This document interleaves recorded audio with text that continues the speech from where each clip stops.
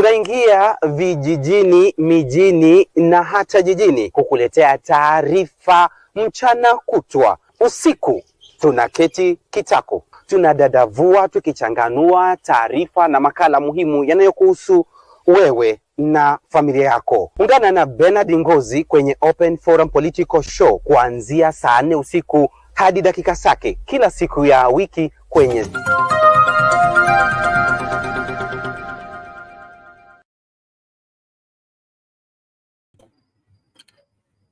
Well, good evening and good afternoon from wherever you're watching us.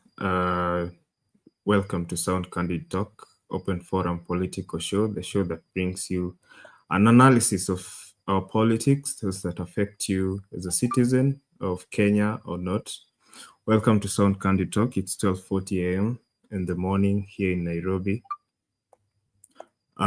Before we begin, before I take you through a bit of our topics, our top stories making our topics tonight, I want to welcome you to subscribe to our channel, like this video and share it out, and join me in the studio as I bring the topics that I've prepared for you tonight, the topics that have broken the news today. So I'm inviting you to subscribe to our channel. We're still on Sound Candid Talk Live on YouTube, and Sound Candid Talk as our backup at the moment, and Sound Candid Talk on Facebook.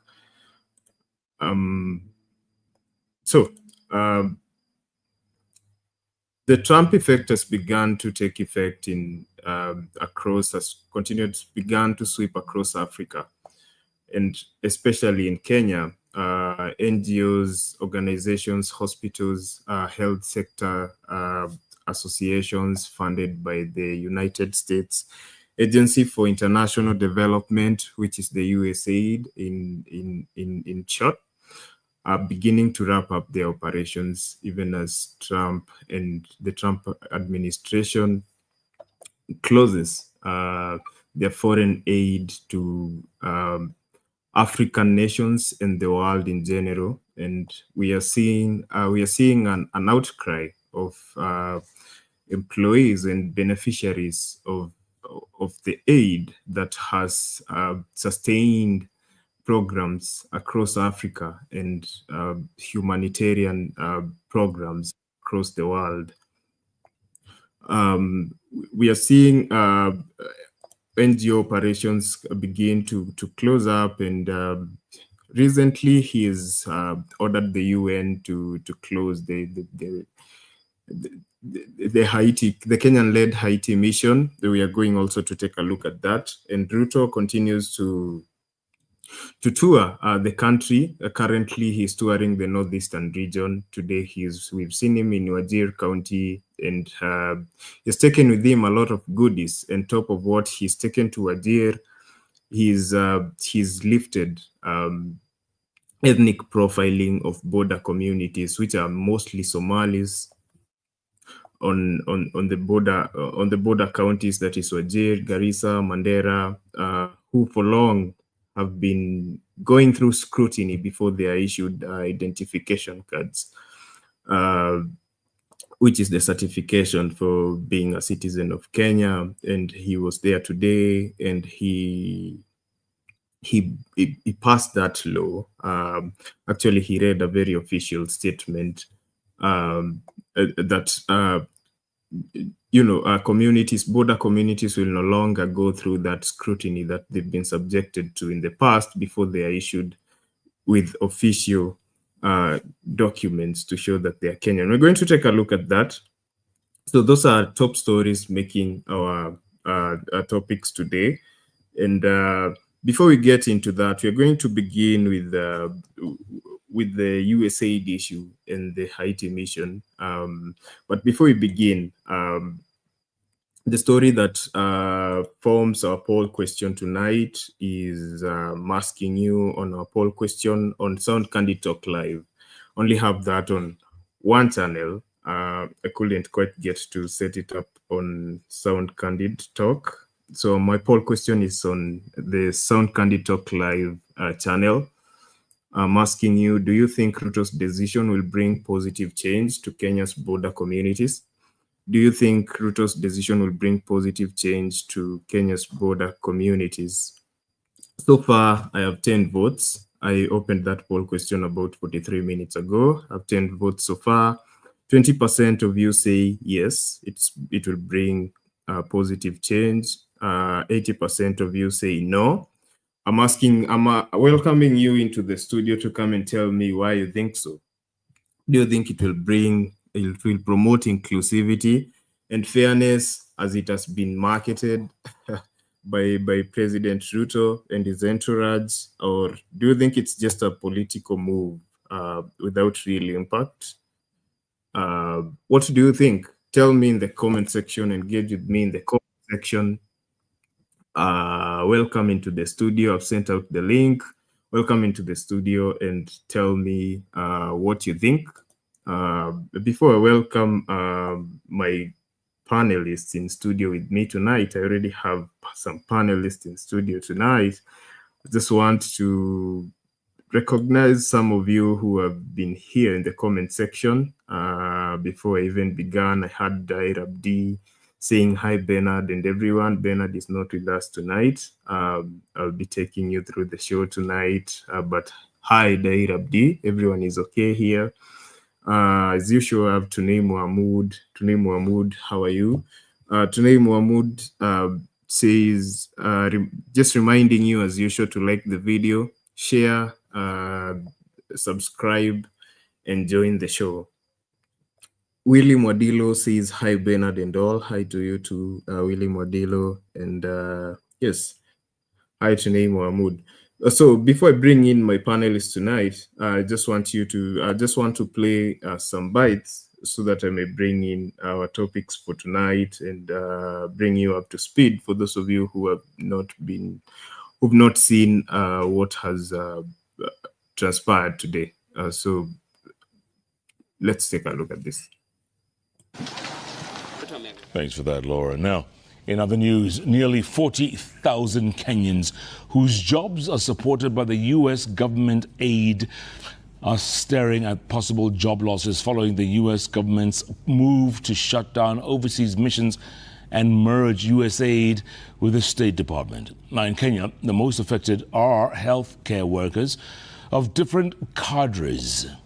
Brenda Wanga reports that the impact of those stop work orders on the workforce already being felt. The silence at the Liverpool VCT Homa Bay Centre is almost palpable. Empty offices and clinics, complemented by tens of parked vehicles, are the clearest indicators that the stop work orders drawn from the Trump administration's foreign aid freeze are well and truly hitting home. Hatukuwa ready na hii kazi yenye ilikuwa inatuishia. Tumestukia tu kazi imeisha. So chenye tunaweza fanya, tumekuwa mental health. Hatuna kazi penye tunaweza enda kuna, so tunaomba government atusaidie. Atieno, like thousands of healthcare workers, are suffering from impending job losses as the USA government moves ahead with its plan to dismantle its primary humanitarian agency, USAID, and merge it with the State Department, a move that not only affects direct aid for what the USA has termed as non-essential services, but also thousands of people employed through USAID. We have quickly moved in and integrated services. What that means is, if it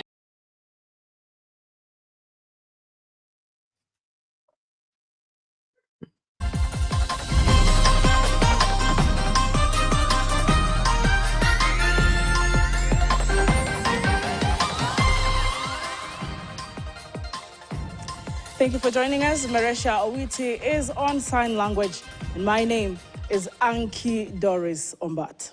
In our top story, in a move that has sent ripples across the international community, United States has frozen its financial contributions to a critical multinational security support mission in Haiti.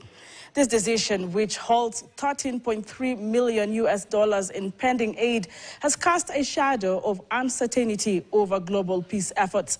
But there is nothing to worry about, according to Kenyan government officials. As the clock ticks, the coffers of humanitarian missions continue to dwindle.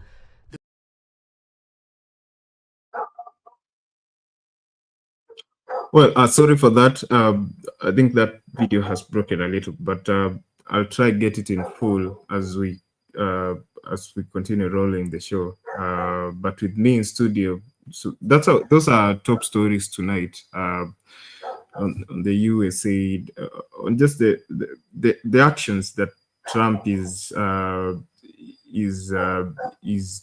taking from the White House and how they are affecting the world and especially Africa, which has been relying largely on these aids, on these donor aids coming from America and the rest of the Western countries. So with me in studio, I have Mama Selina and public participation. Let's start with Mama Selina. Mama Selina, vipi? Poa. Hali vipi?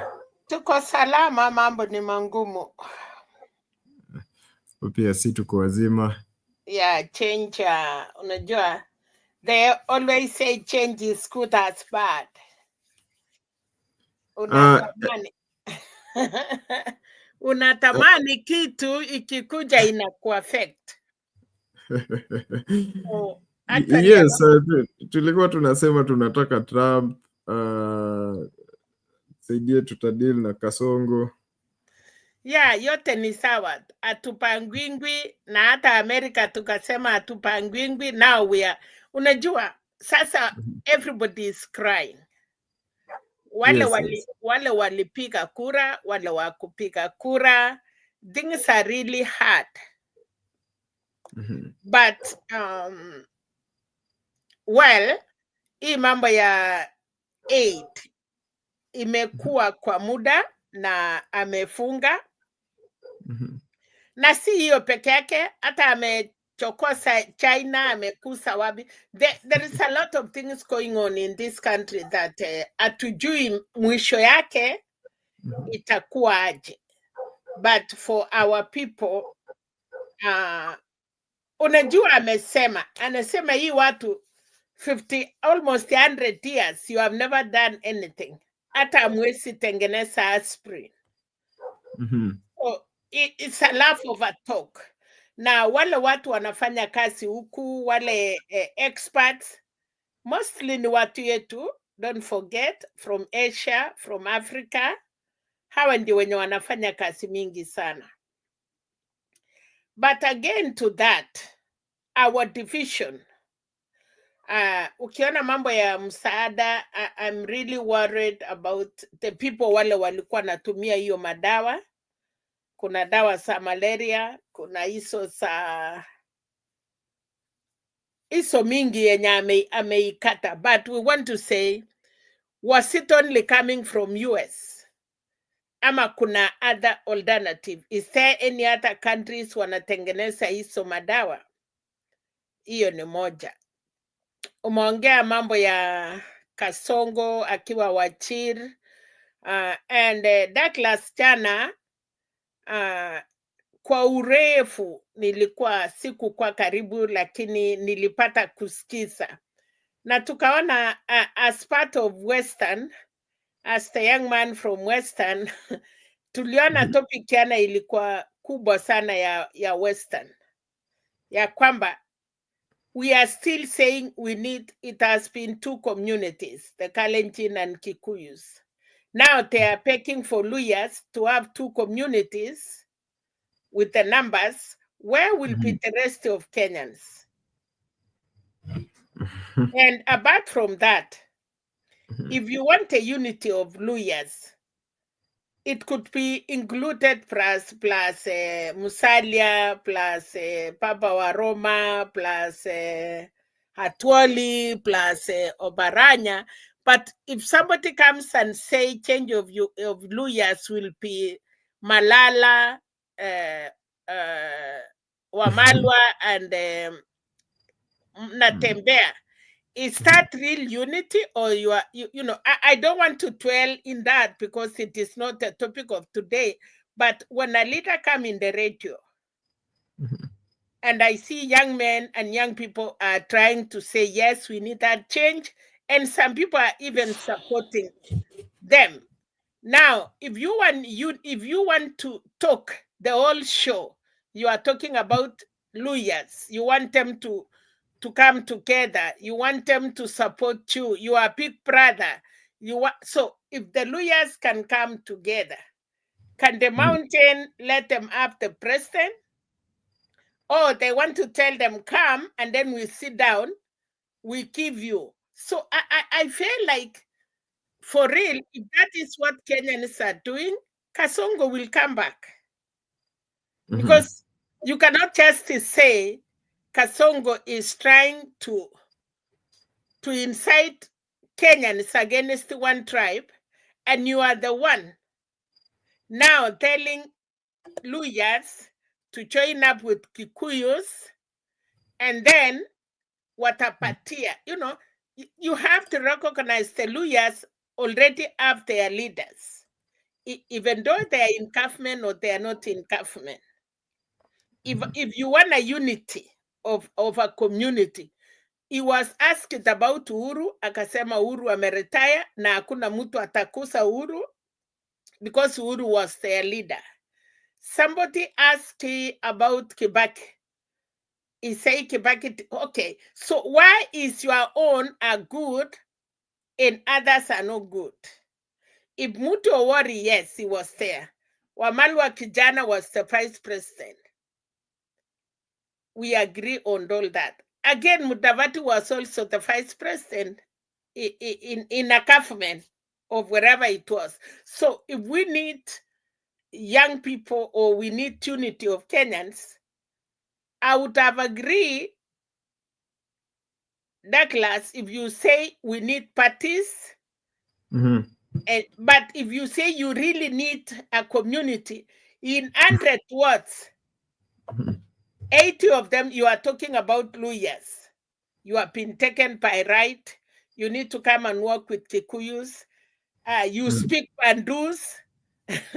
I never knew the Kikuyus and the Luo and Luyas. I never knew you speak the same language, because the way Kashakwa was telling us, he said you are really Pandus and cousins.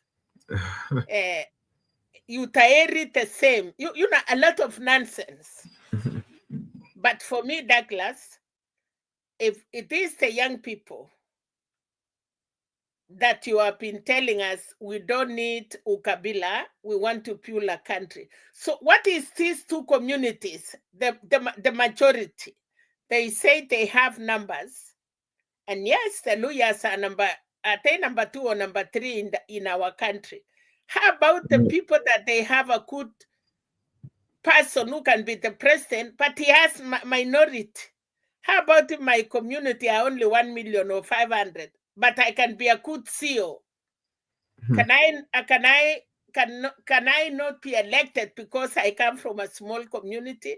I think all these people are playing politics. So with that, because yesterday it was only put in radios and it was in sound candy talk for a long time. And we were happy to hear that.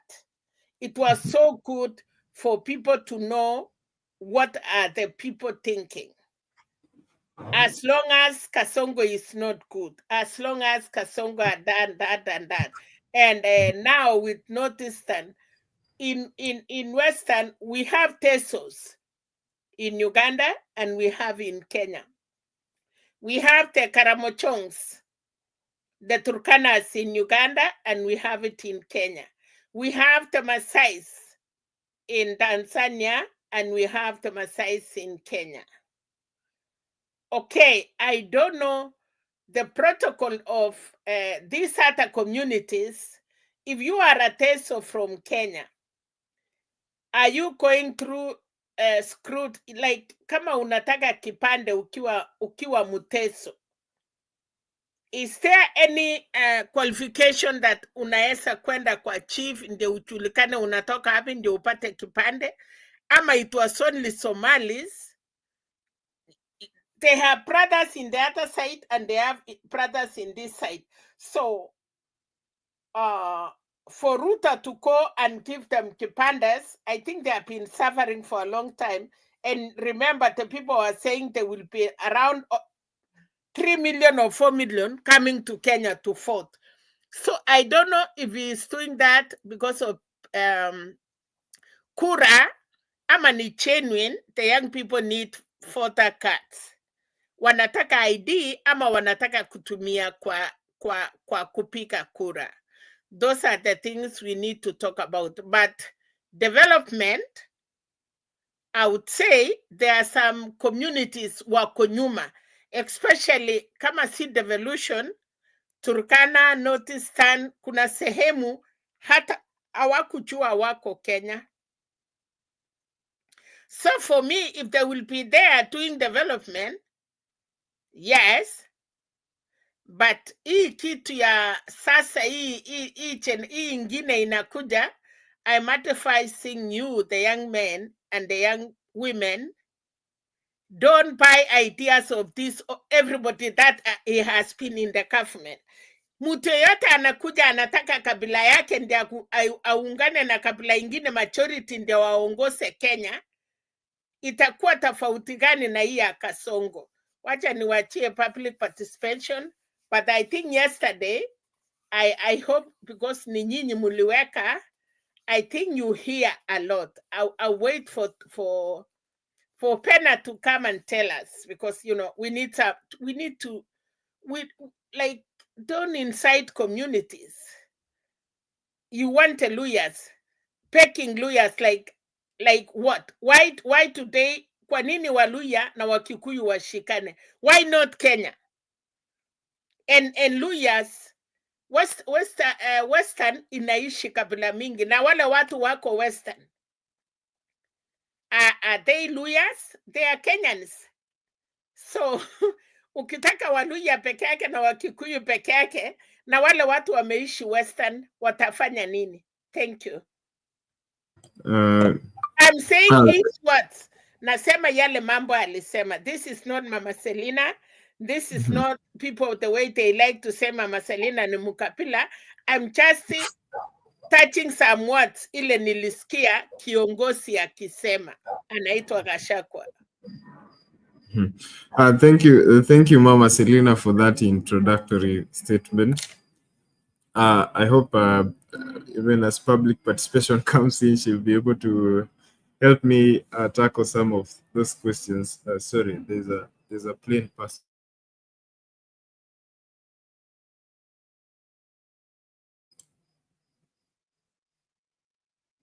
Okay, it's gone. Okay, so as I was saying, we're just warming up to the show. I have public participation now. Public participation, welcome to the show. How are you? I'm fine, Douglas. How are you? And Mama Selina? Me, I'm good. Welcome. Thank you, Mom. It's been a while. Yeah, my connection is not very good. That's why you're saying I'm in and out. I hope now it's... I also hope it will maintain. This issue of USAID, USAID has given us a lot of money, especially during George Bush time and Obama's time. They have given us a lot of money. But where does this money go? Because they have been contributing towards our healthcare, towards our education sector. So if the money was being utilized the way it's supposed to be utilized, there would not be children who are under trees. Our hospitals could not be messy the way they are. But much of these funds goes into, as usual, as is the norm in Kenya, into being embezzled. So you see, we cannot have a scenario whereby you are being donated to funds and then you go and mismanage, not even mismanage, you loot the funds. Let me not sugarcoat it. It is looting of the funds. If you see the amount of money which those people have given us, that money, I'm telling you, if it was used as per, we will not be talking about a lot of things that we are talking about right now. especially our hospitals, they've not been the condition they're in. So hiyo pesa imekuwa ikiingia kwa mfuko ya watu, and Trump has decided that me, I'm not going to be sending money. I'm not going to be money which I can use for my citizens. It's not going to be going to people who, into people's pockets. Let's put it that way. It's not going to be going into people's pockets, because that's what happens in African countries, especially. I don't know about the other places where they are, but as far as Africa is concerned, and especially in our case, Kenya, that money is usually looted. If you can remember the case for KEMSA, when they were getting some mosquito nets and they had inflated the prices, it had now gotten to an extent whereby you donate the money, then you come and supervise, like to make sure that that money actually doesn't end up in irregular allocations, or in the prices being inflated and all that. So this is akin to someone wants to help you to pay your fees, and then instead of giving you the money because he can't trust you, he then has to go the extra mile to go to your school and go to the bazaar and pay the money to the bazaar to make sure that this money has gone into your fees. Because if he gives it to you, you will not take it to the bazaar. So for people who are helping, it's very tiresome. That Douglas, I give you money, you embezzle it, so it gets to a point like what it had gotten with KEMSA, whereby they followed up, and the donors followed up, and they actually found that these mosquito nets were being inflated, and the way it was even being done is totally, the procurement was totally irregular, and that's what sent the managing director and the chairman of the board of KEMSA home, because of that scandal for mosquito nets. First of all, I don't even understand why, as a country, with the type of taxes that we pay, even forget about before we started paying this shifsha and all these housing levy and all that we've been paying, even with the kind of taxes that we were paying before, we cannot buy for our country mosquito nets.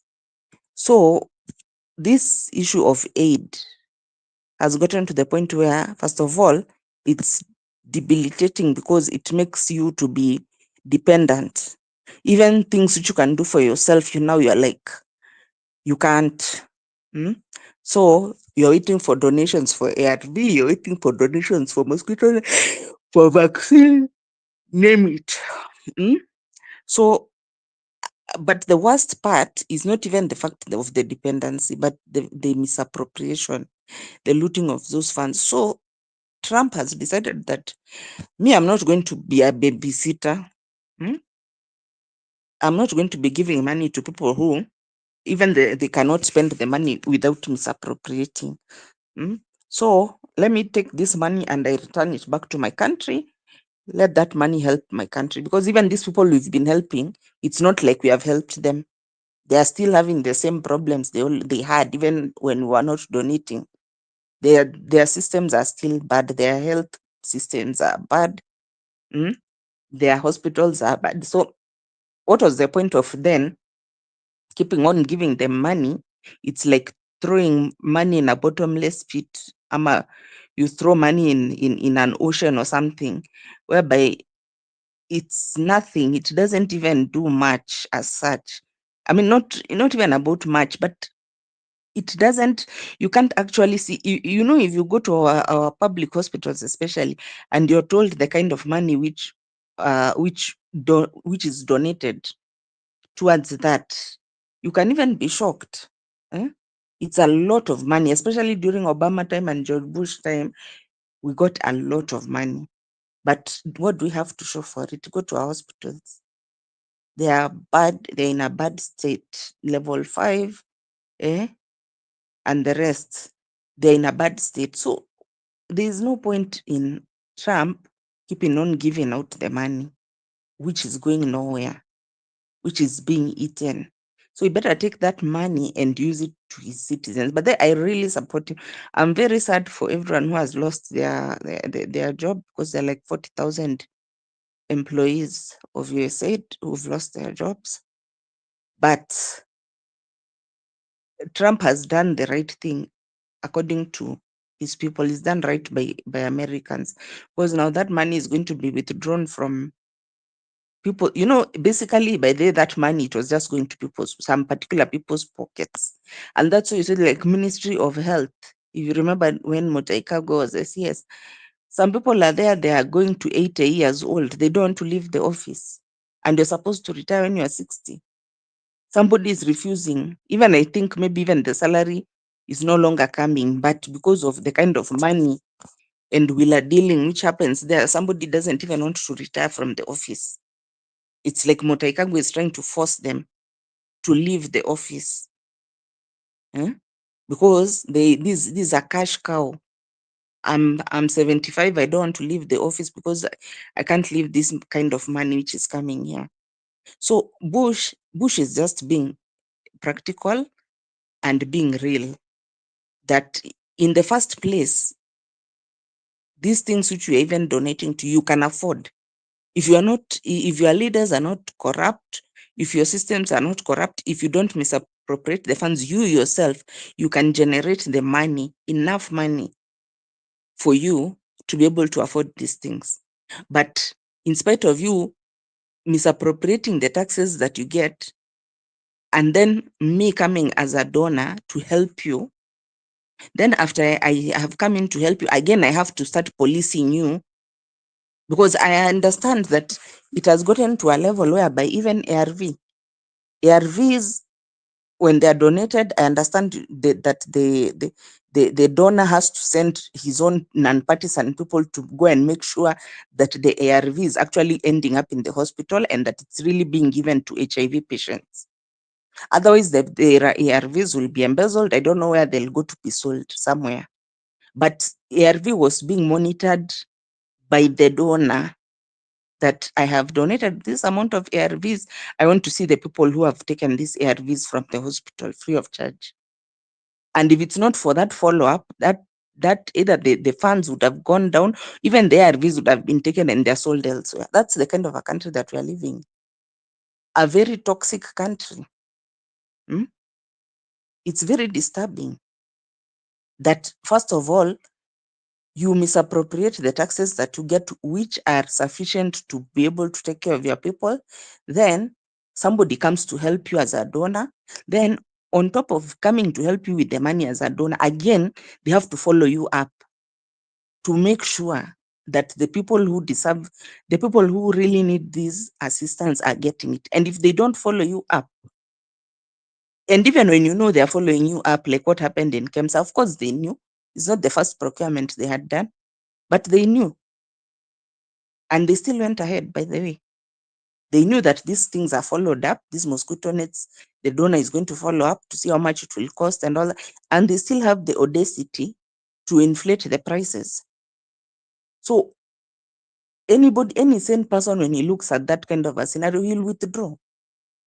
Because he'll see this like you're throwing money away, or you are trying to enrich some few people here and there. And then the worst thing is that you're doing it at the expense of the real people who need the medication.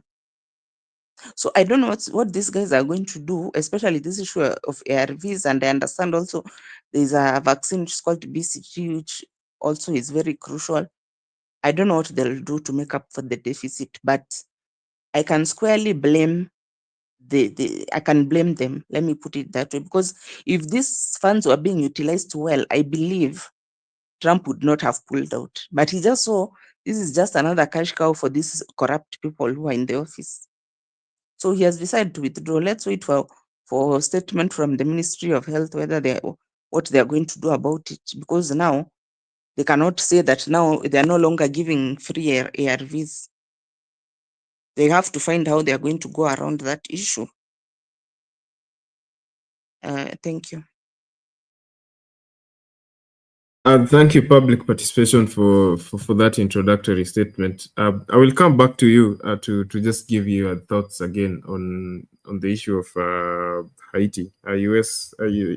Trump has directed the UN to immediately freeze US funding for the Kenya-led Haiti mission. I'll come back to you to give your thoughts on that too, and Mama Selina also, but I want to welcome Eli to the show. Eli, karibu. How are you?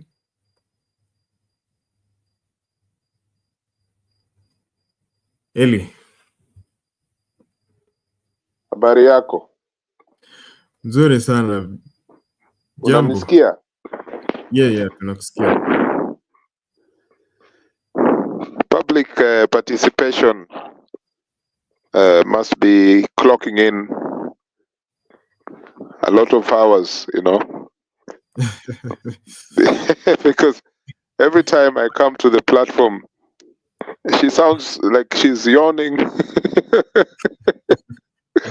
And yet she's making some very powerful, you know, very, very powerful submissions.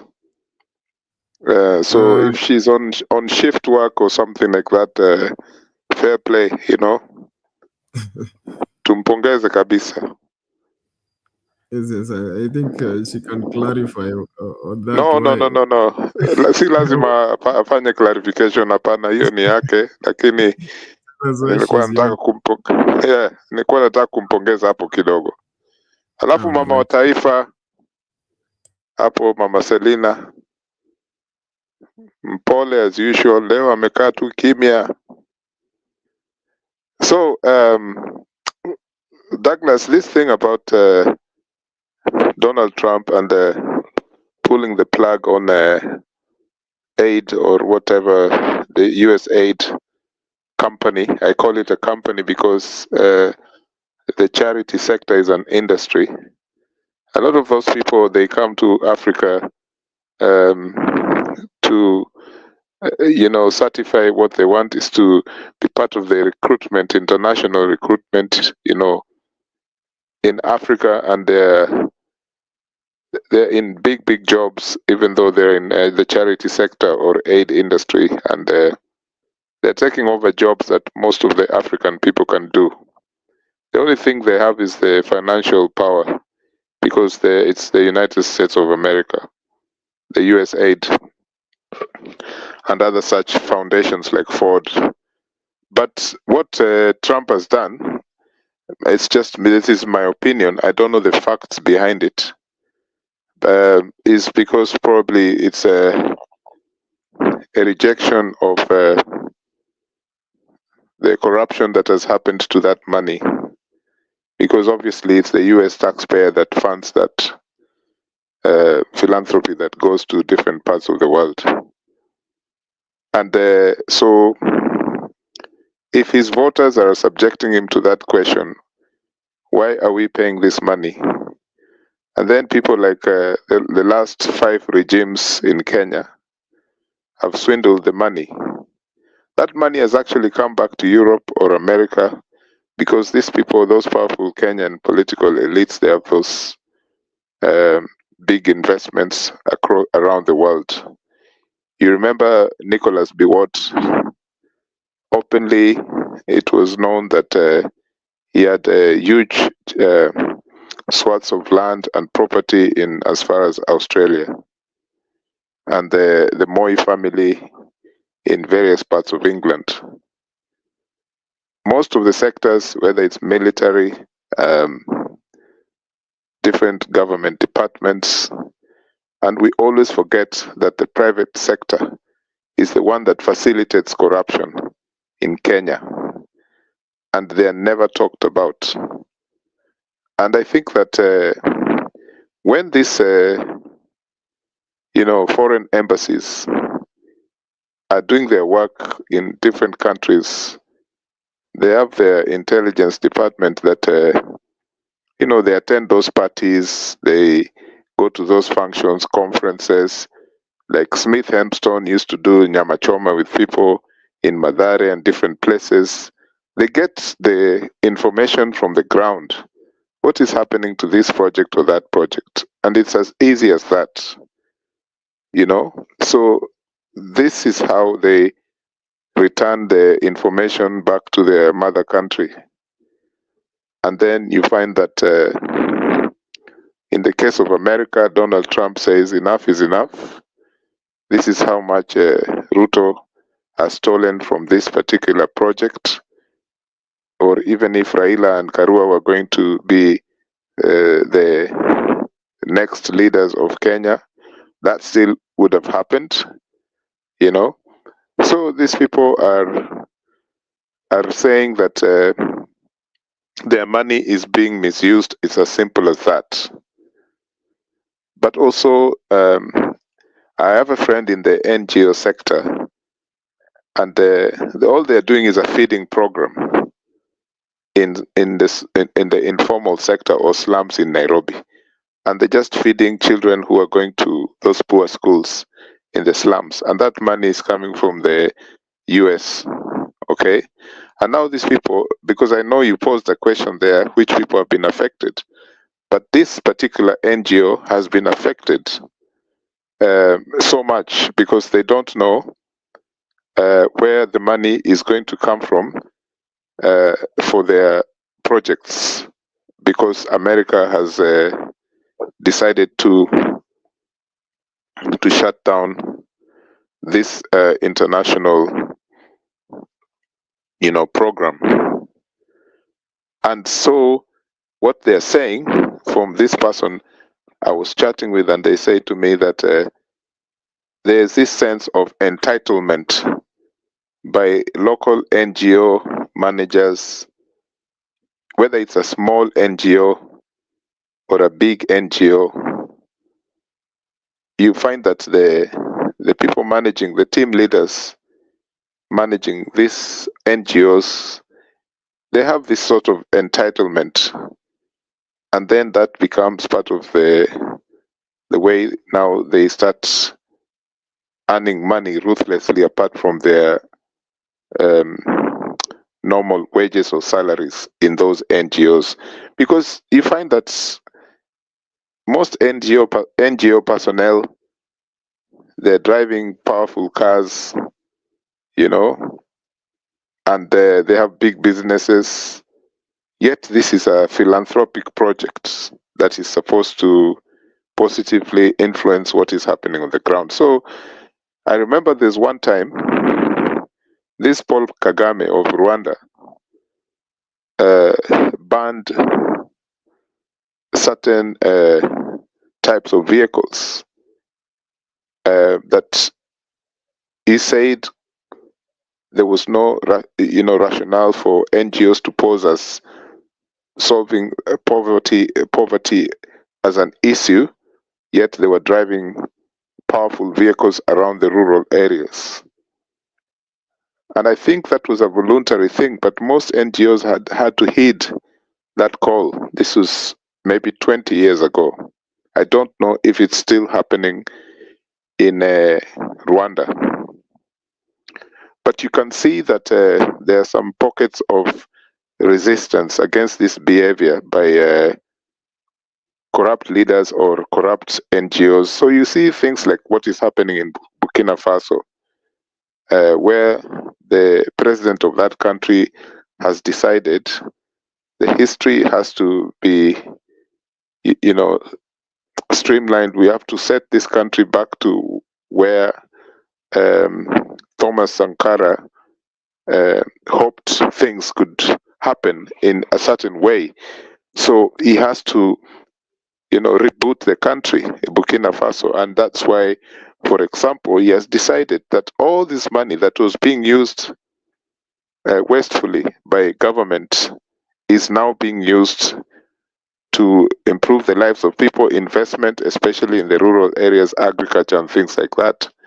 But then, of course, the naysayers will say, why do we have to get X number of tractors or diggers or all these machines from Russia or China, whatever? What is the problem? Why can't we make our own? Why is it that when we try to make our own, it becomes a problem?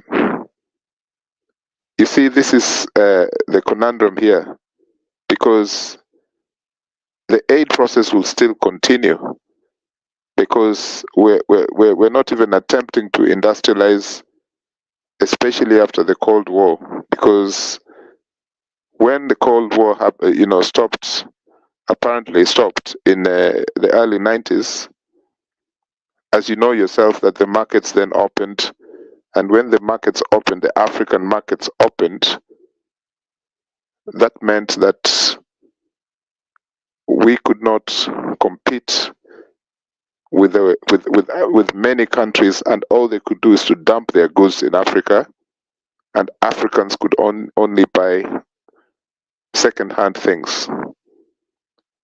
There's nothing wrong with buying second-hand goods, but you see that in the 1980s, many families in Kenya, I don't know the data, but many families in Kenya were able to afford to buy, say for example, school uniforms, brand new, clothes, just normal clothes, brand new, made by yule mama wa kushona, brand new.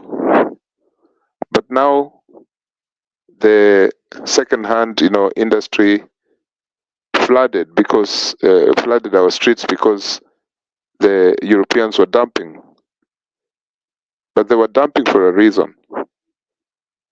But you ask yourself that this money that Donald Trump has decided to freeze or stop through an executive order, did it even come anywhere near what the Americans thought impact it would make?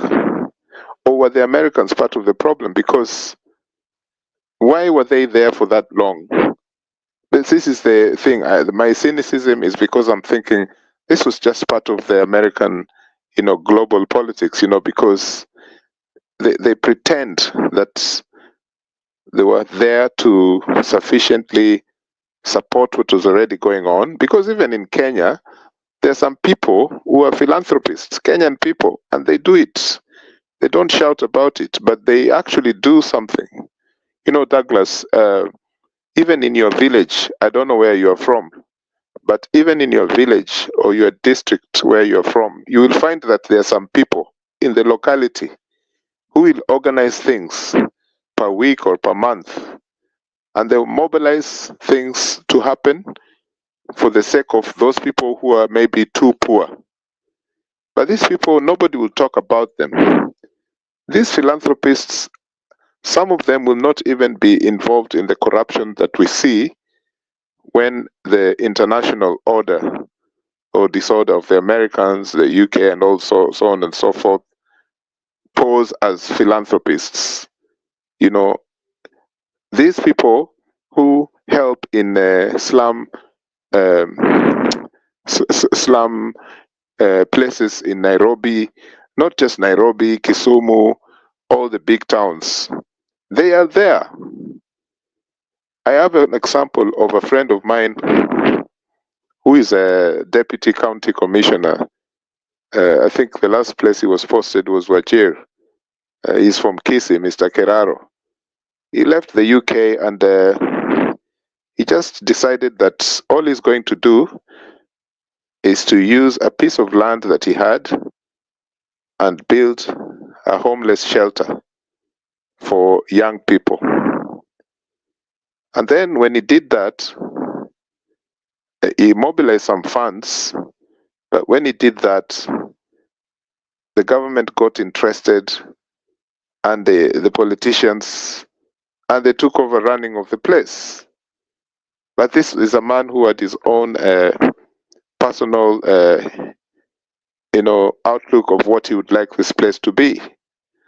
But the argument was that part of the problem is the more these shelters for the homeless are built, the more the homelessness thing, spreads, because many people on the streets, many people now come from the streets, seeking this kind of shelter, and it will just be a domino effect. Stupid arguments like that. But this is one person who was just trying to help. So you find that there are many people who are trying to help in the villages, in the towns, but as soon as they attempt to show some consideration, politicians feel locked out. The government and agencies and civil servants, public officers, you go to the land's office, maybe an NGO wants to buy some land. Gee, what? Those people, they're there like viciously wanting to get a bribe in order for them to do some formalities as simple as survey of the land. This is a big problem. And so, personally, I just want to close by saying that I don't really have time for Mr. Donald Trump, okay? But this particular thing that he has done is a good call, because these people who claim to be the supervisors of such monies that are coming from the West or whichever countries, they're the people now who are, destroying this whole thing and putting the money in their pockets. And it's it's invisible, yani you can't even tell who is doing what, but you know that it's only a flowery project, because you don't see massive impact that was intended by the people who are giving the funds. I am telling you, and I'm sure you know, that writing proposals in Africa is a business in itself. You know this. Lala, you have a question. You ask me. I'll listen. Let me pause for a minute. Oh, hi. Let me wait, and because I disagree with you 100% almost. But just a moment. Okay, just let him wind up his submission. Then you'll have your turn to. Okay, just finish up early. Then I'll give it to Lala.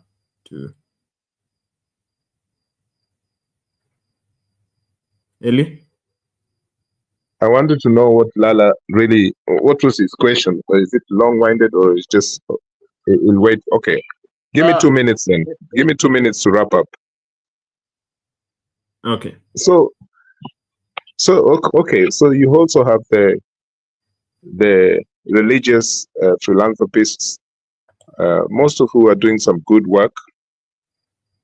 And then there'll be those are the clowns, back home who really damage the reputation of their churches, or if it's Islam, their mosques or other sectors, because and this is a very sad thing, because as you know yourself, how religion or the belief system is taken very seriously, and it just it's the one that mobilizes philanthropy,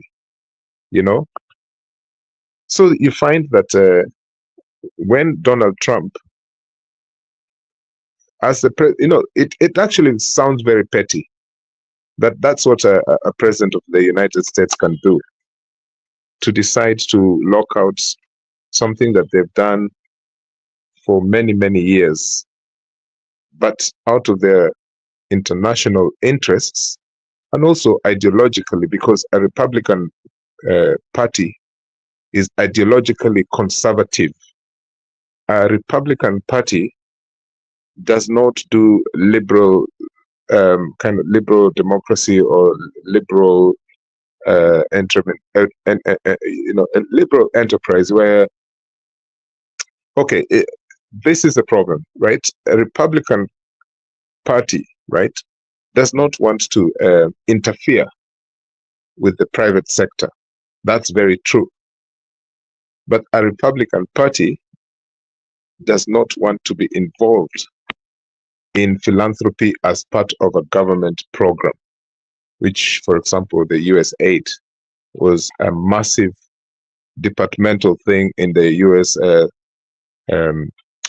foreign affairs. But they used it, as I said before, as part of their ideology and exporting their cultures elsewhere.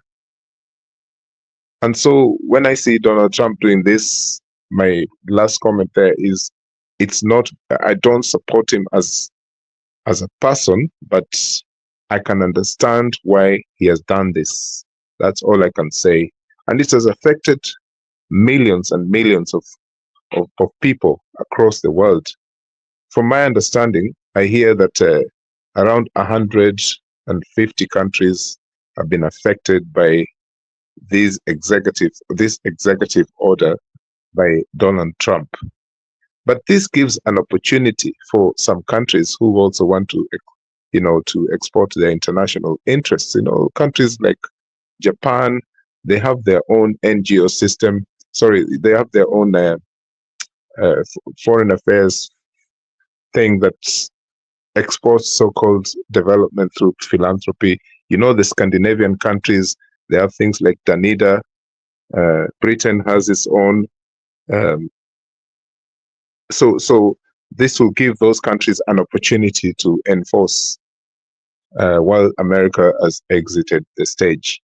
And as you know, China will do it without even announcing that it's doing some form of philanthropy. Thank you. Thank you, Edley, for that submission. I think we still have UK aid. We have UK aid and a few other, but USAID has been the largest one we have. Lala had wanted to contradict your submission, but before he does that, Lala, welcome to the show. Thank you. Say hi to us, Mama Selina. You, Eli, Mama Selina, and of course Douglas, and the rest of you in the background. I just got here, and I think maybe I overheard, but Eli, that was good. I think you are to the point, except for the fact that I don't know whether I didn't hear it properly. Criticizing the aid because it's being stolen, getting into people's pocket. While I agree with that, because any fund, there will always be somebody taking it. And the other point that you raised, of course, is the Republican don't interfere with the businesses because they represent them. That's true. But let all of us remember that George W. Bush, I think the son gave the largest funding, especially for HIV. The continent was saved because of a Republican president. He was not like Donald Trump, who is I don't, maybe let me use certain words, but his action is immoral. I think it is illegal, even in the US law. I think it's punitive, especially to the people of color. The funding has been frozen, but listen to this. Israel funding has not been touched. Ukrainian funding has not been touched. The only places where that fund is hurting the most are those that are the least, suffer the least, though the poor, especially in Africa. As a matter of fact, I got a call from some of friends and relatives back home that there are kids now that have been kicked out of school. Those that were being sponsored by funding from the USAID have been kicked out of the school and the feeding program. I have a relative who's been working with those HIV. Also, the funding has been kind of frozen.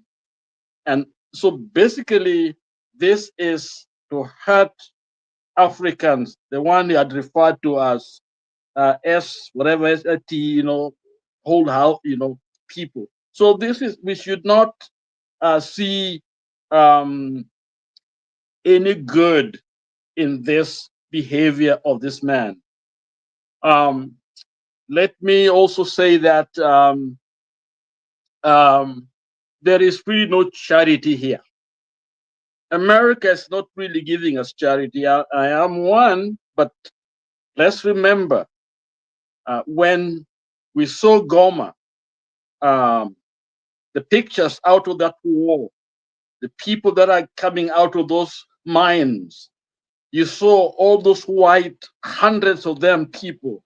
Those who are there to guard those mines so that they can extract our natural minerals, and those are the minerals that are enriching the West, running all the things that we see. Okay, so really, I don't think there's any charity. So even when we get the little that is given in terms of U.S. aid, which is really to benefit the U.S., because one of the things a lot of people are talking about right here is that what we call the soft power, which is really aid, is almost like a power being used to kind of allow them to come in and get what they're looking for. They are basically cutting that off, okay? Because people don't make friendship, with guns. Guns really cause fear, and there's not much you can do after that. So for us to see what this man has done, first of all, it's damaging to the U.S., influence in the globe. The winners are the Chinese. The winners are the Russians and others, because now there's a shift. Now people begin to see them as the people who love, people who are there to help. But for a long time, the U.S. has been seen, Western world, as caring, as interested in the welfare of other people. And so there's been a softness towards the West. But this man called Mr. Trump has messed it up big time. I think there are cases where you can cite it's good, especially when we look at some of the people that have been hiding, like Ruto and others, in Biden, Biden are there, but they are on their own. We may say that's okay, but clearly the world is more dangerous right now because Trump is one of the people. Trump actually is not strong. He's a scared man. Look at the kind of people he's picking. He's picking African countries. That's where he is showing his muscles. Okay, so let us be candid with what's going on. Let us speak, and let us not be cowed by this man, because there's this fear that now a lot of us writing everything, out there in the news everywhere, how this man power is, how strong he is. I think is a very small man who is unfortunately he's in power, and we gotta try to work with him the next few years. So that's what I would say about my concern, with what's going on. When it comes to Congo, let me just make that little statement, touch it a little bit. I think we Africans must not make the mistake of condemning Kagame alone. We shouldn't do that. Yes, he's on the wrong side. I shouldn't do that. But look at the world where they are, the West, especially the foreigners and others. They are on every side. They are dealing on both sides, just like in the US. You see, when you see a campaign, Democrat, Republican, businesses fund both sides. They never just go with one side. There's always money moving on two sides.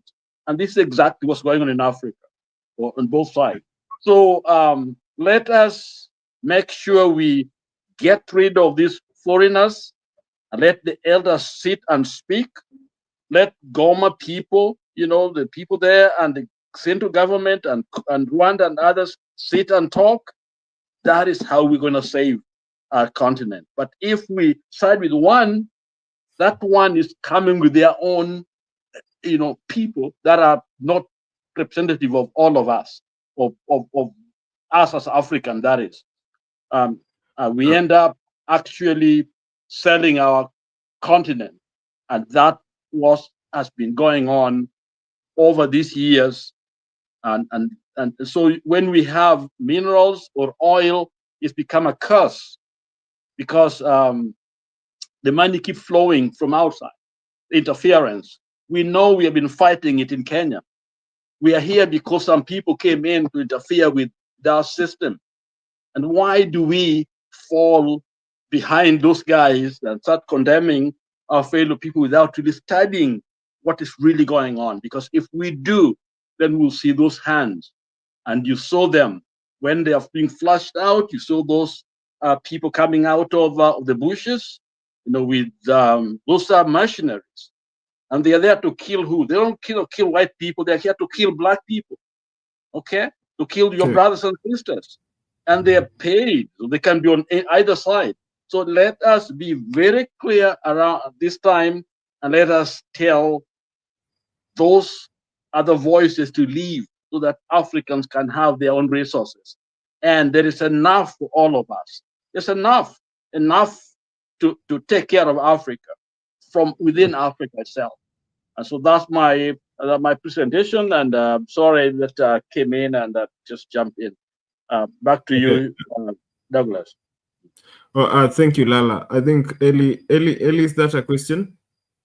I think Eli wants to raise an issue, but I had a question. No, I just wanted to respond very briefly. Is Mama Selena coming in? Okay, you can respond. Can you do that in under 2 minutes? Yeah, very briefly, because it's not a very contentious issue. I'm sure that there's a lot of things that Lala said there that I don't disagree with. But what I always try to find out, what is it that can be done? And in this platform, I've always spoken about, and other platforms, what is the solution? And because we can be singing the same song here every day, but if we don't have a practical solution. So when these guys have done what they've done in Burkina Faso, why can't other African countries just copy the same thing? Simple as that.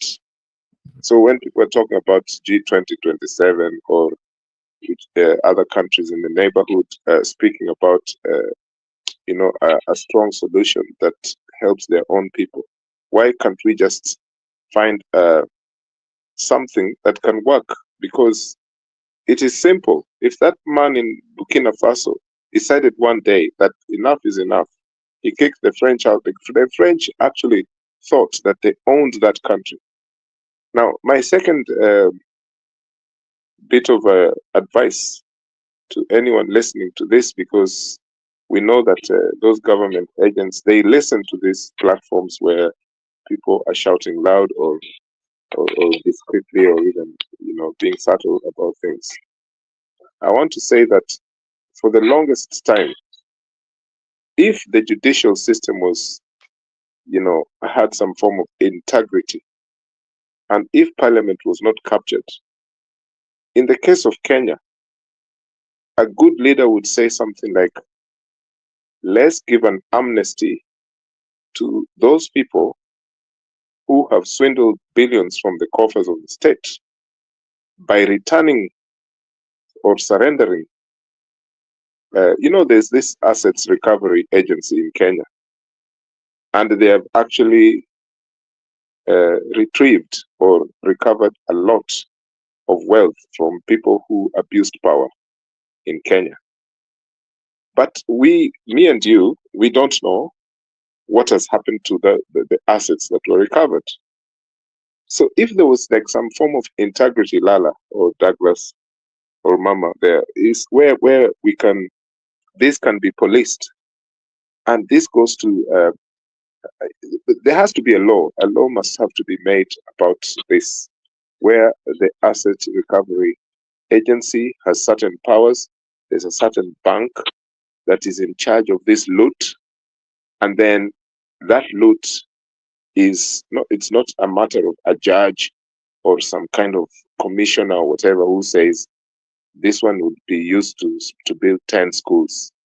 This thing that can, you know, there's that thing of Kanyotu trending now on social media. The man who stole billions from Kenyans. He was the chief spy in Kenya for many, many years. So such characters, their families are still enjoying that wealth. The state knows who they are. But this thing can only happen if there is someone or people at the top, and including an uncaptured parliament and a judiciary that is not captured. I am telling you, just by the click of a finger, things will change if there was such leadership. Eli, yes, go ahead. I'm with you 100%. The problem is, one, laws are there. They're very clear in the books. They are there. But who listens? Who obeys? So when there's a lawlessness in the country, it doesn't matter what you do or what you say, because you don't have to have actually, even you and me do know people that have stolen. And it's so obvious that any court would convict them immediately. But even when you talk about the recovery team, the money they have done, they have recovered. But you see, they only recover them from certain people. It's a very selective process. There are those that they don't touch their funding, either because they belong to a certain family or because they did them in a certain era. So they are billionaires, but because they did it a long time ago. In other words, criminality a statute in Kenya, when actually it should not. If you stole, it doesn't matter when, you're supposed to come for it. But in Kenya, so the laws in Kenya are only followed if you are not in the right political persuasion, if you're not related to certain person, and that's where the problem comes in. So it doesn't matter how many laws we have. Judiciary is toothless. So that's the challenge we have. And that's why even you mentioned Traore, Traore is a great example. And the reason is that they were able to do something that most of us are unable to do. They were able to bypass the influence even of the foreigners, to be able to take over the government. And all possible that the foreigners had an interest, thought they would change towards them, and they refused to change, Because Africans, what we have done in the past, if you look at even those coups and government successively, there has been a very strong connection to these people outside the country, with a particular interest.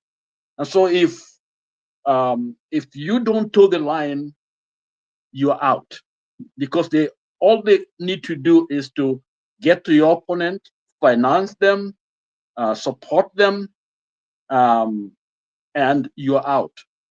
Look at our laws regarding election money, electoral funding. We got no clue where the money comes and goes. Nobody knows. All you see is money being dished out. How it got there, you don't know whether it's from outside, within the country. In other words, nobody knows what is going on. So when you have a government, you don't know whether it is your own government. How did that person come into power?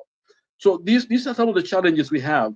So, and that's why I think the more we fight these voices, because when I look at Goma, what is going on, that's a purely foreigners in control, create chaos, and after that, they have access to our resources.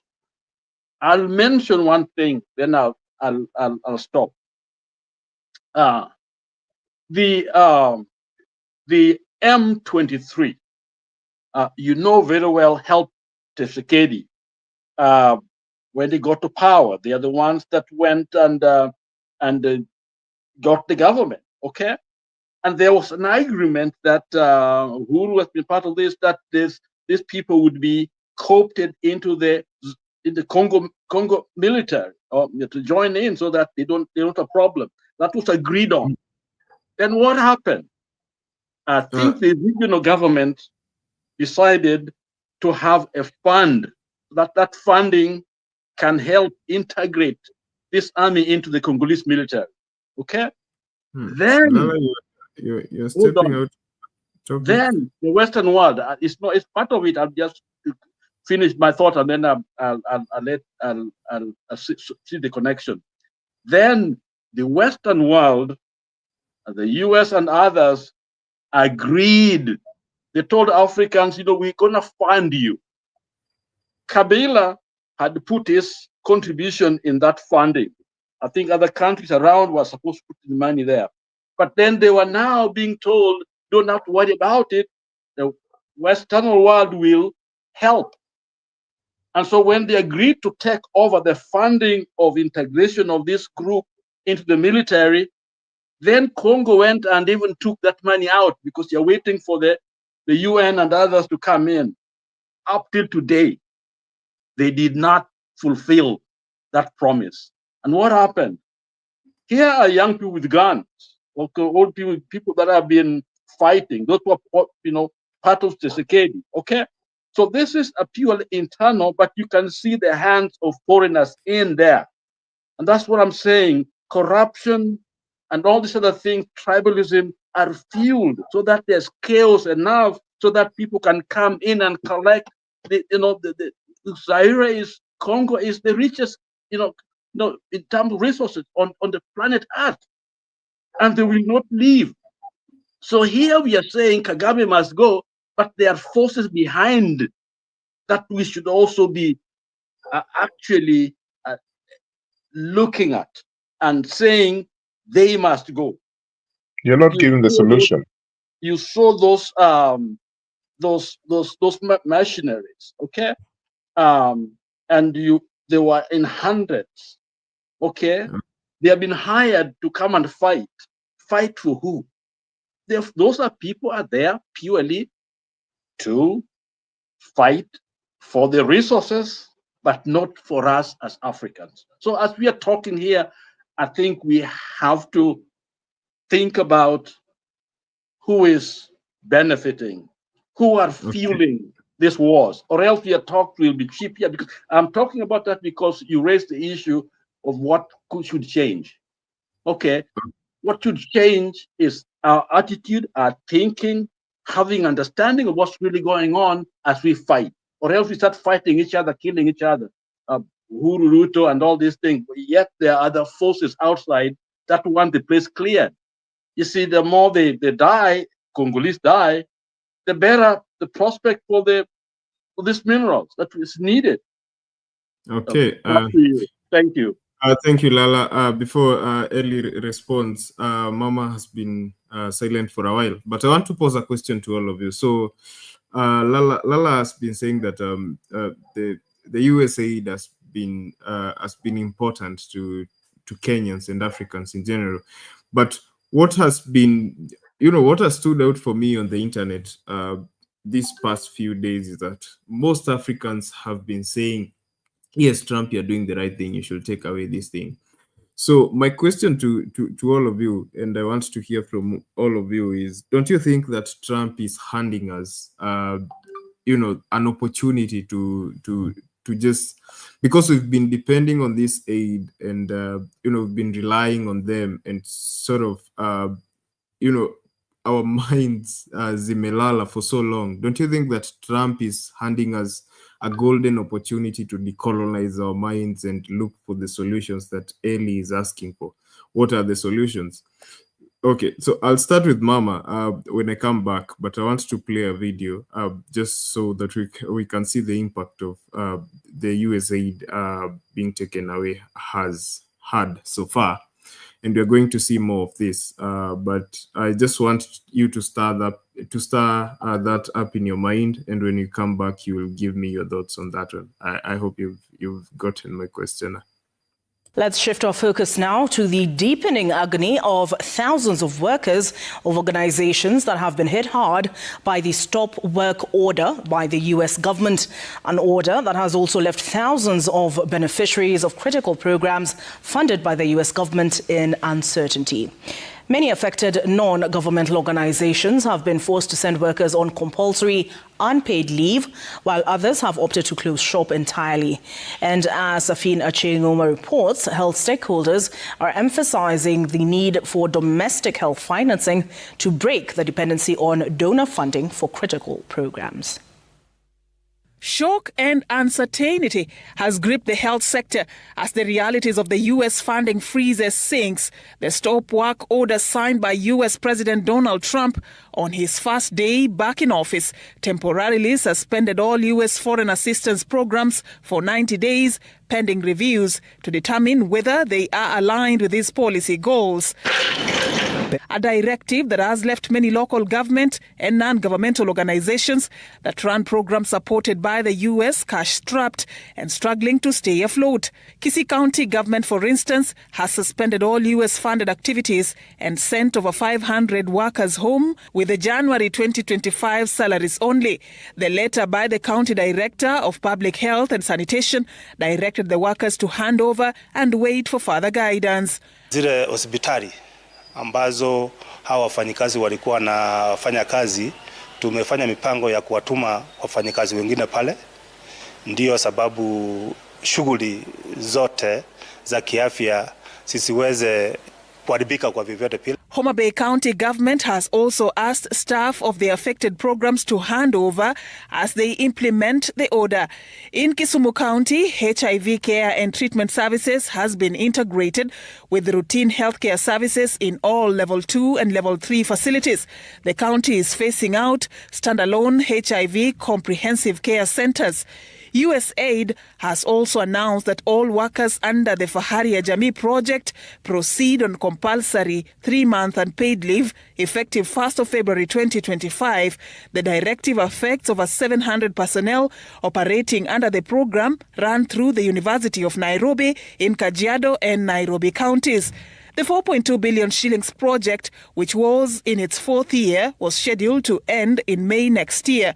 Over 72,000 patients who were on ARVs have been adversely affected with an abrupt closure of over 150 clinics, which were run in collaboration with the county governments. The impact goes beyond the health sector, as Faith Ndungu, the advocacy manager at the Health NGOs Network, explains. The magnitude from the health sector, we can say we are feeling it more because these are lives, these are people. But also other sectors, agriculture, research, even youth empowerment. Many of the fellowships which are there to strengthen and build the capacity of many different people is actually affected as we speak. She insists that the discussion on donor transition plans is pertinent to avoid such knee-jerk disruptions. When the abrupt decision has been made, we are talking of 1 million plus people living with HIV. We are talking of how many children. So at least the humane way to go about it is to have a conversation with the countries and tell them that in the next 5 years, in the next 3 months, we are going to be changing strategy, we are going to be transiting from your country. How prepared are you? Considering the shrinking donor funding space, she emphasizes the need for domestic health financing to ensure sustainability. The silver lining in a sad situation is that it's our wake-up call. It's our wake-up call to ask ourselves, when we have the LM 2019 declaration, why haven't we invested in health as was envisioned in that document by our leaders? When we fund our healthcare more, then we're in more control. If a donor for one reason or another may not honor their commitment, we will not be in a crisis. Safin Achieng Oma, Citizen TV. Well, there you have it. I just wanted to play that so that we can see the domino effect that continues to spread across, especially the vulnerable countries of Africa, courtesy of the withdrawal of the USAID from Africa. But my question for you, or for all of you, is what good can we make out of this? Because for long we've been depending on the West for our reliance. How then can this be that magic bullet that we use to turn our societies around and become self-reliant? Mama Selina, let me start with her. She's been quiet for Okay, Douglas, that is good. Tumeona, but let me ask you a question too. USAID, who are the owners? Kitambo itufikie Africa, kitambo they come to Kenya as an organization, and I think their quota out of full, it reaches our people. So now here, there is middling with East people from America here, and then now those organizations and the chairmen and whatever. So I think we are getting a little of it. Ni makosa yetu, tumetekemea, we never wanted to hurt it. Imekuja in a critical time. The first day kuna siku hii inaitwa nini, TikTok. Kuna siku America walikosa TikTok for some hours or 2 days. And they say alitaka kununua. He wanted to force China or something. But Americans na watu wote walikuwa kwa TikTok na wakamwambia, we campaign in that TikTok to get you in office. And that is why Ali release back TikTok in US. So hata hii mambo ya USAID, because it is not only us Kenya. And nilikuwa nauliza, hii dawa inatengenezwa tu Amerikani. And if it is, ile inasema nini, kama insurance, monopoly. Lakini kama tungekuwa na multi insurances, if you close this door, na kuna mali ingine watu wanaweza pata dawa vile mumesema China nini, I think US ama Donald Trump, wakati Joe Biden alikuja na Obama, they were trying to, walikuwa na jaribu kurutisha hiyo uhusiano. Otherwise, the African countries have already gone to China and those other parts of the countries. Again, to me, Selina, Kenya,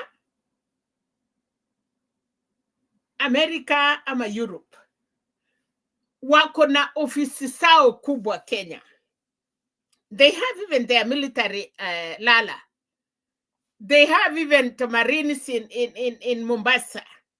They have some places in Karen where they can control these other parts of the country.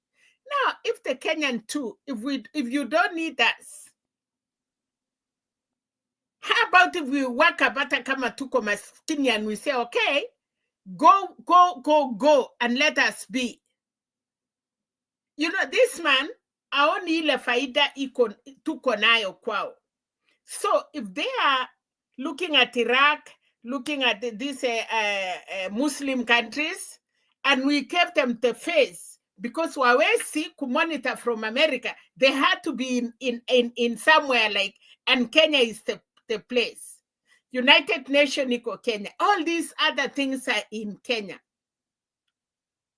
So, if again we have, because we have good people in Africa now, young people. And as I said, hata huko na Lala anajua wale watu wanadiscover na kufanya kazi ni foreigners. Even in healthcare, we did the sciences. We have good doctors. Omega-3 was from Kenya. And they come and modify it and take that medication. Kama watu wangechukua ile omega-3, we could be very far. But walikataa, walisema sijui, and then they use it. If you go to these supermarkets, you go to pharmacies, CPS, you found those omegas. Omega-1, omega-2, omega-3. So we have people that they can produce hata hii madawa. It is only that wametuchukua tu, but our people, they are doing it for them. So he say for 90 days, the fight he will have, apart from us, you know, we are talking like ametufungia. Guess what? The original people, the money they are getting to send us those medication, it is not for free. It is not just to come in Kenya, alafu watu wetu wanapatiwa. They put money in their pockets. The insurance and the owners. They will sit down and fight. But it is a wake-up call. Bibi mwenye ama rafiki yako mwenye akikuta huko na njaa, kunyang'anya maji, and then kama mvua imekuja, anakuambia oh, kuja uchote maji. You don't need this water. Kama unaninyima wakati ya ukame, na wakati Mungu imenyesha nimepata maji, why do you give me your water? So we need our people to wake up. Kama ni kwenda China, go there once. Hawana instruction, wametutengea barabara. Tulikuwa wakati magari ilikuwa inatoka Germany. And Lala, you guys, you know that. Wakati walilete shida, watu walishift. So I don't know why we still come here. Wanakuja umesema mambo ya Congo. And you forget Uganda. You forget Museveni and Kagame are one. Half of their people are there. You forget Americans. Wametumia Museveni millions of money kupatia wanajeshi hili waweze kucontrol kuua watu kwa sababu ya hiyo minerals.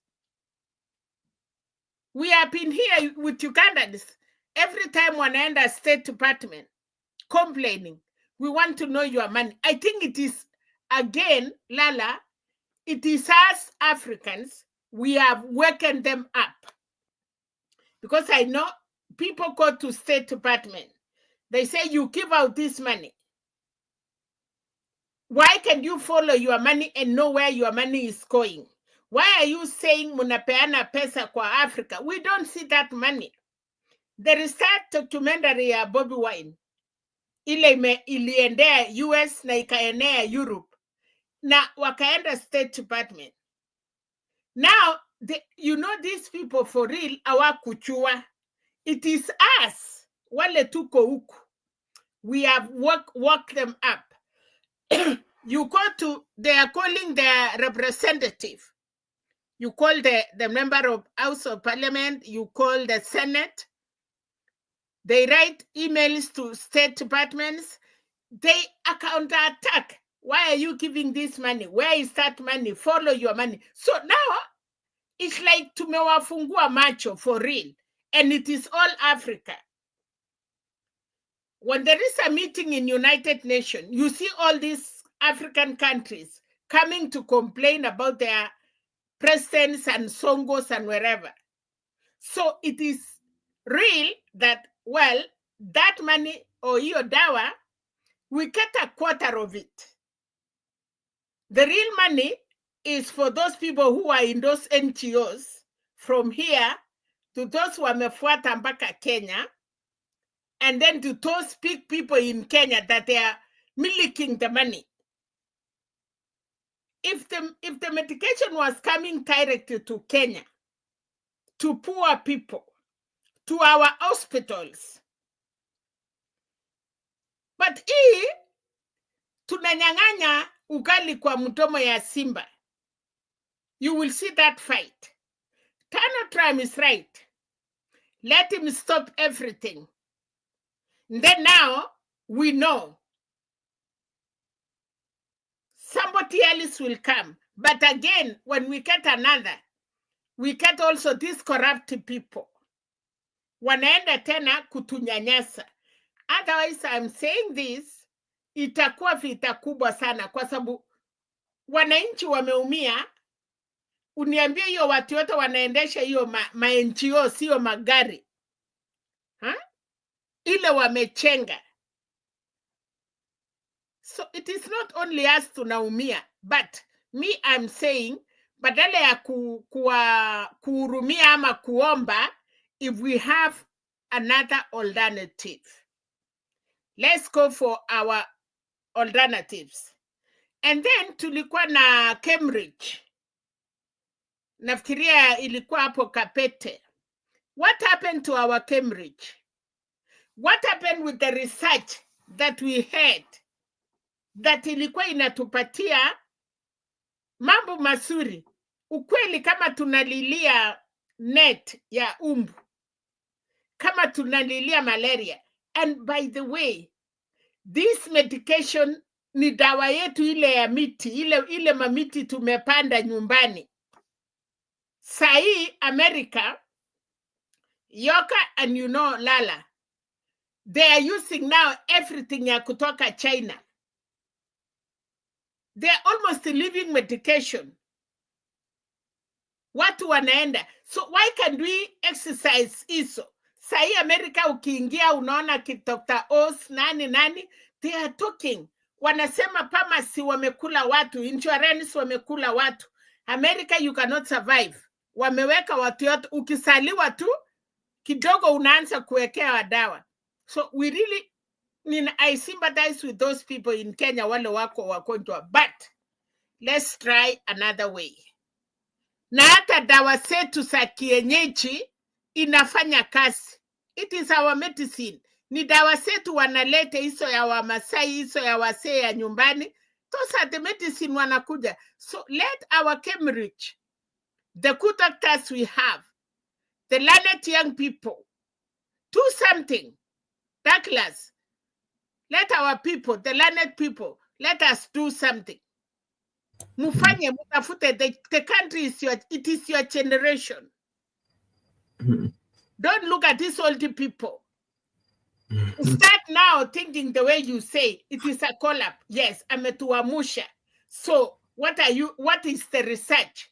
Why can't you guys, young people, do research and say, okay, what is the alternative? Where do we go? And then you tell these people. And we shut down those NGOs. Let them go.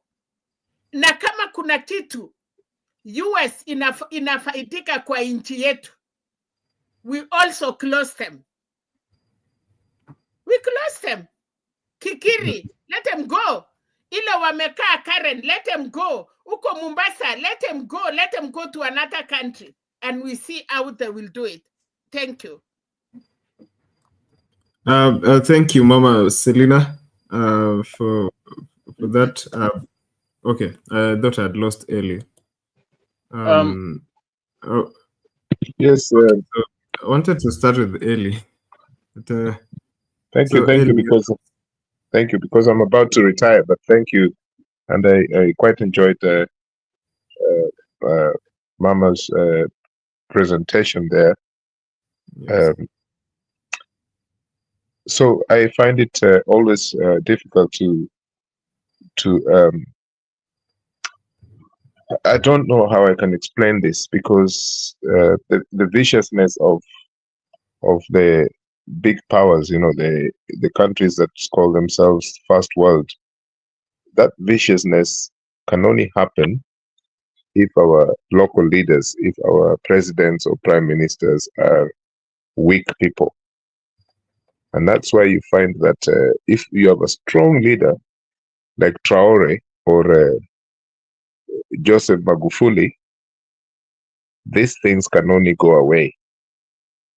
For example, if you talk of nationalizing state assets, people will call you, if you are living in the West or some other countries that not in Africa, essentially you'll be called that. They'll say you're a communist or a socialist.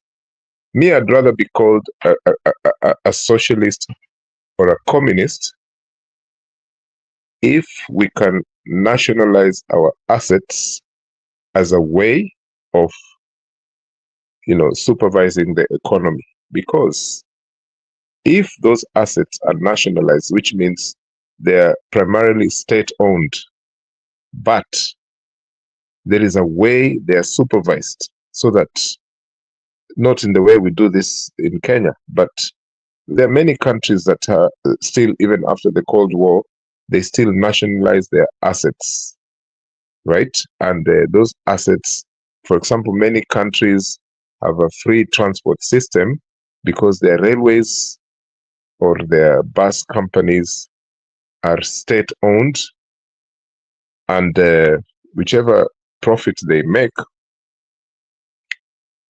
is supervised by the state. And those are countries that don't even have these so-called strong, charismatic leaders. They just follow their tradition. So what is the problem? The problem is, for us, we still have leaders who, they're not strong to make decisions that can even shock Western Europe. And that's not because our continent is poor, no. But I think that what Burkina Faso has done is to nationalize many things in the economy of Burkina Faso, right? In fact, they've used their sovereignty to say we don't want the French military in our country. And they had to demilitarize those Western interests in order for them to move forward, in order for them to be independent-minded. Only 1 minute. Because Go ahead. The people elect the president. Hapa kwetu Kenya, we have been dropped. Hatujai kuwa na election free and fair because they are scared of the leaders that we elect. So wanatupatia they are perfect hili wakati wanawaambia stop this. But the time tutachakua our president, army itatusikia, everybody will listen to us and we will continue. Lakini kwa sasa Kenya ile mapresident wamekuwa nayo, kwa sababu Douglas alisema, wanasema ukichakua huyu anaelekea mambo ya communist, ukielect huyu anataka hii. So we have to wake up as Kenyans and we elect our people pila kupatiwa wale perfect. Sorry for cutting you short, but I think that is the problem. Okay, thank you. But unfortunately, me, I don't believe in electoral democracy as a part of our solution. And I've said before, I've only participated in Kenyan elections once, and I regretted it. But I hear and I understand where you're coming from. What I was saying, hopefully, it sounds very far-fetched. Hatuwezi fanya hili jambo. Tukipata mtu mmoja, haki sijui ni nani, huyu jamaa ameamka siku moja anasema I want to change Kenya, completely. Even Magufuli was not perfect, but the trend which he was following, you can see there's a big difference between Magufuli and Suluhu. A huge difference. Magufuli his direction was known. So what I'm saying is, if we had such leaders in the near future, and even let's forget about these things about communism, socialism, capitalism, to just say a leader who just looks at the assets we have as a country and say, look, this thing, we have failed to manage it in the way we've been doing since independence. This man, Ruto, he came up with this idea to sell parastatals, right? Which for me, I think,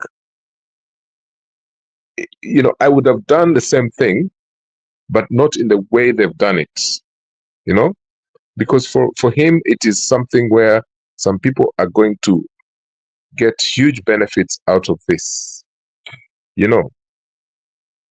But my issue is that, yes, we have too many parastatals.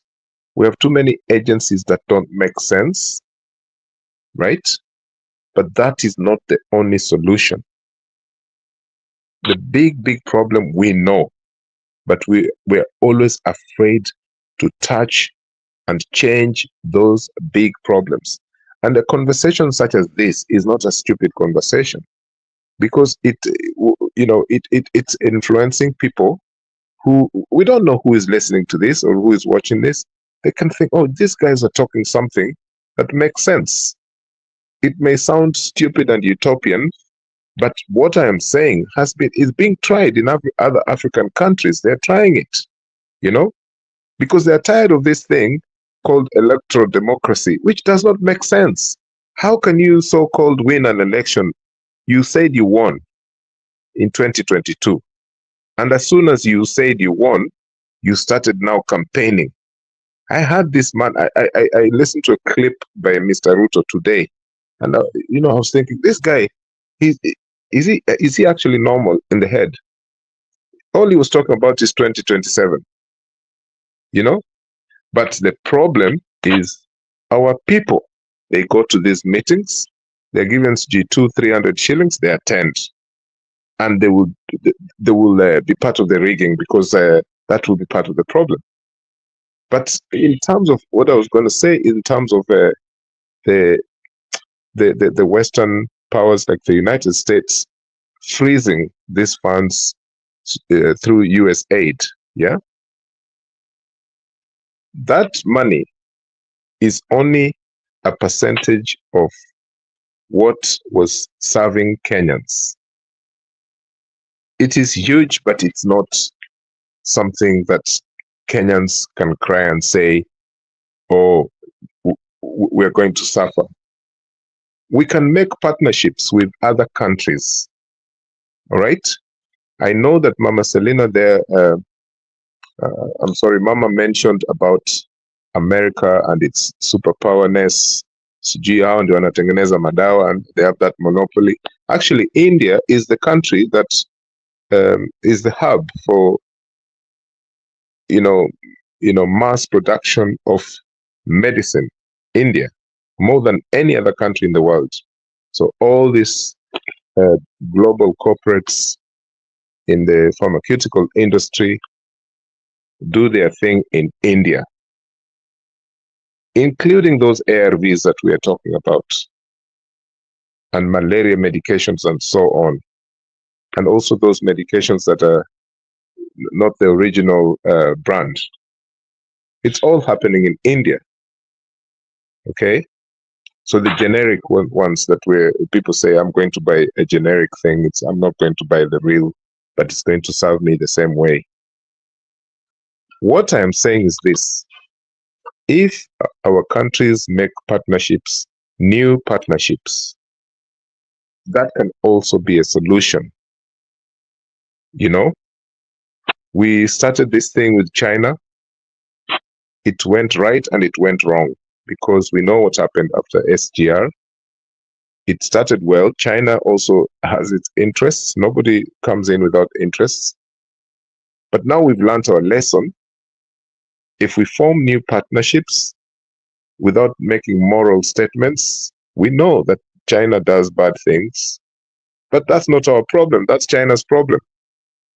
Because if we start making moral comparisons, America's done the worst things ever. America today announced that they want to own the city of Gaza. Can you imagine? Trump said he will take Gaza. Do you know what I'm saying? So And he will there's call, something. and he will call it Trump Towers. Hiyo mtu ni mwenda simu. He want to chase people Mungu aliwaweka. Yes, and so that is why I kept saying that if hata mimi sijui vile naweza kusema hii kitu, yani nimejaribu kusema hii kitu about what type of leader can come out of that East Africa, and it's a domino thing. A person tries something, the other countries will start being affected, and they will try the same thing. When Magufuli was around, those kina Rwanda, they were afraid of Magufuli bwana. Kenya felt it. Unakumbuka Magufuli time, Uhuru was already shaking, like a leaf, So it means that someone can come with a substantive personality for change. And that person doesn't have to have an exceptional degrees, what. That person just wants to change society. And that person, it is possible that Kenya can get. Me, I believe in this. I know that if Kenyans put their head to the right place, we will find that person. It doesn't matter which tribe this person will come from. But the problem is, as we know, is that this thing about capture, and this thing about like the elite. Kenya is a plutocracy, which basically means that our government affairs is run by a clique of wealthy people. In fact, there was no much plutocracy in Kenya in the mid-80s, when you consider that Moi was such a corrupt leader, but only Moi and his immediate clique were allowed to amass wealth. Not every other minister, not every other functionary. So at that time, you can't really describe Kenya as a plutocracy, which is interesting. And all we know is that Moi was corrupt, and just a few people within the Moi's kitchen cabinet. Those other ones, they are not. So if you compare Moism and now, here we have had corruption, now we have corruption. Yani, unaona ule Ruto akifanya hizo interviews CSs through parliament, kila mmoja wao wameambiwa when this Kenya Kwanza took over, waende kwa hizo interviews waseme wako na mabilioni, sijui millions, sijui, so that the public can think these people will never be corrupt. That's part of the trick, this plutocracy trick that they have.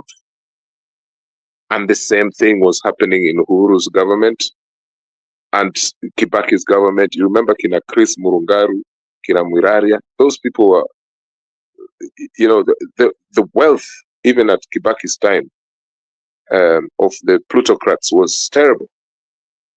I don't know much about Jomo Kenyatta, apart from the I lived in his time and up to because mi nimezaliwa 72 na yeye amekufa 78, na bado nakumbuka even that time when we were little kids, he was the most feared person, I think, in East Africa, in the whole of East Africa.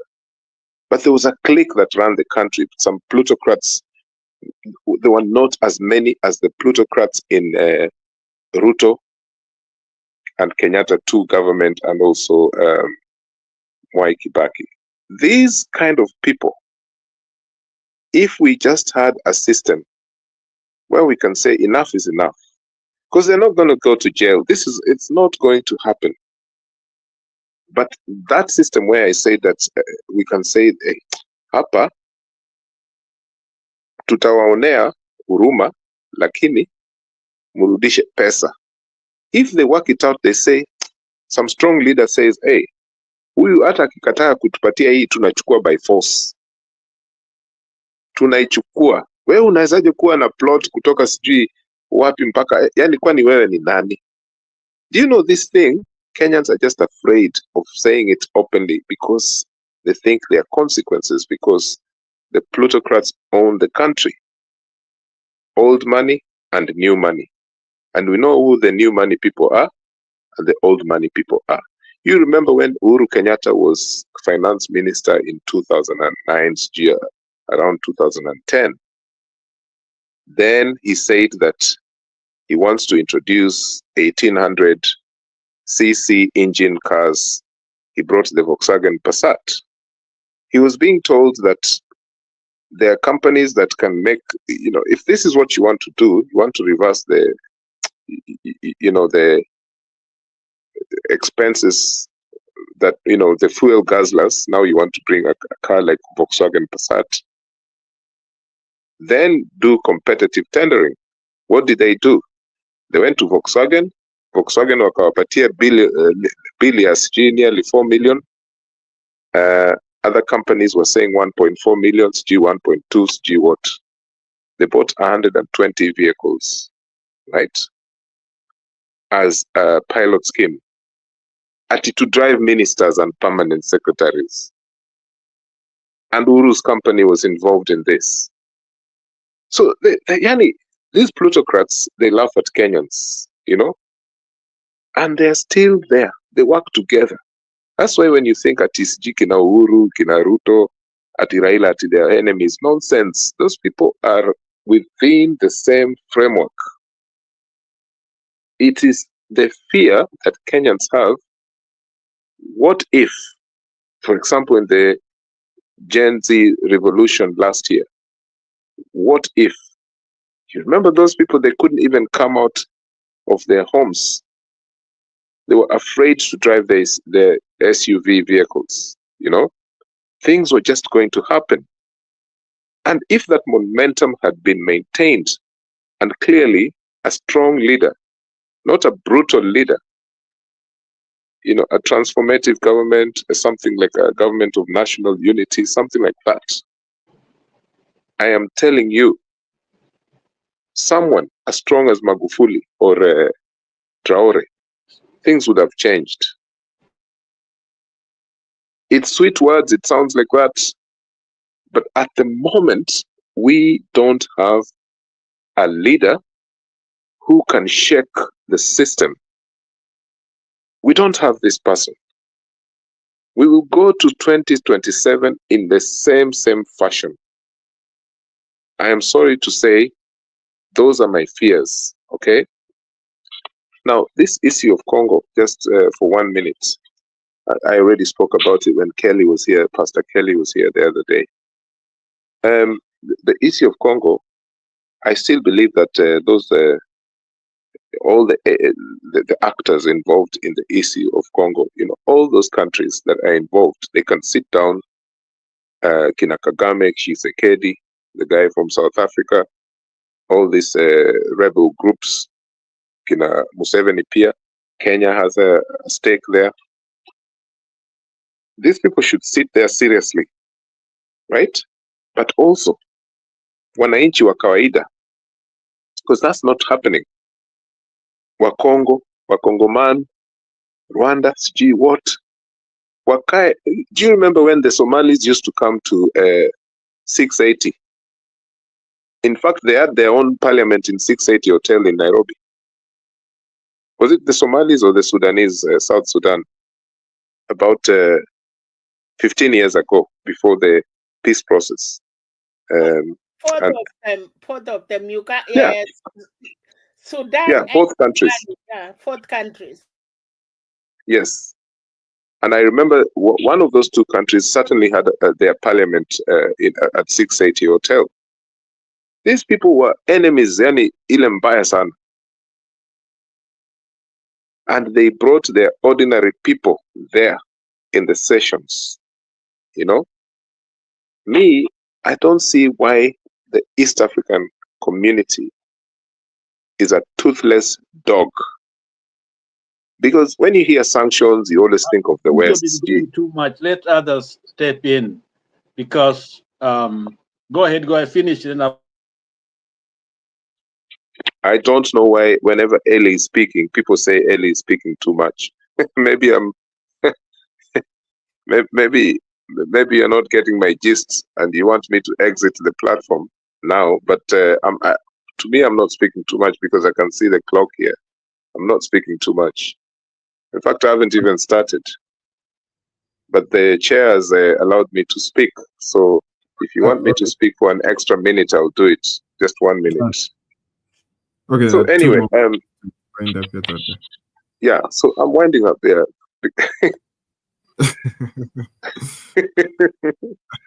Wewe Pastor Lala niwache bwana. Haya. So what I'm trying to say is there needs to be the East African community is still a toothless dog. This is a community that should have that bite where they can say sanctions. Sanctions. It's not an African language at the moment, this thing about sanctions. Wazungu washatumia hiyo sanctions now. Wameumiza watu kabisa. Zimbabwe has never recovered from sanctions. Never. Ever. I have Zimbabwean friends here and they tell me, you guys are lucky. Yani, Zimbabwe has never recovered from the sanctions. And here we are playing around what's happening in the Congo. Thank you. How do these sanctions work? If we sanction, Lala has dropped out. Is he probably is angry? But okay. Angry about what? Now, if you're a pastor, you should have patience. Because with the pastors, they speak, but those guys can talk to you for 4 hours, non-stop. Let's just assume it's a connection issue. You're saying how do the sanctions work? So what happens when we sanction my friend Uganda, for instance? You can if you have a tight economic sanction here where you say goods coming from this part of this particular border to that particular border must be streamlined, checked, no weapons coming in. Mm-hmm. As long as the leadership agrees on that, because they know that these weapons are either coming from China or a lot of weapons now are coming from Eastern Europe, okay? Most of the weapons now in the Congo are coming from Eastern Europe, okay? Mm-hmm. And that doesn't mean that they were not manufactured in the West, but they are cheaper in Eastern Europe, whoever is procuring them. When Rwanda had that genocide there, hizo panga zilikuwa zinatoka hata China. Unaona? So what I'm saying is that the sanction model can prevent further disintegration. I shouldn't even talk about disintegration because Congo is finished. Over 7 million people have died. But to stop this, they have to implement sanctions that affect companies, not just armed dealers. It could be even aviation, what. But this is what I'm saying. We don't have leaders who are, who are strong enough to say, this has to stop. Let's implement sanctions. So we have to wait for stupid United Nations or some European organizations to say, okay, we're putting sanctions. Unaona? By the way, Douglas, the sanction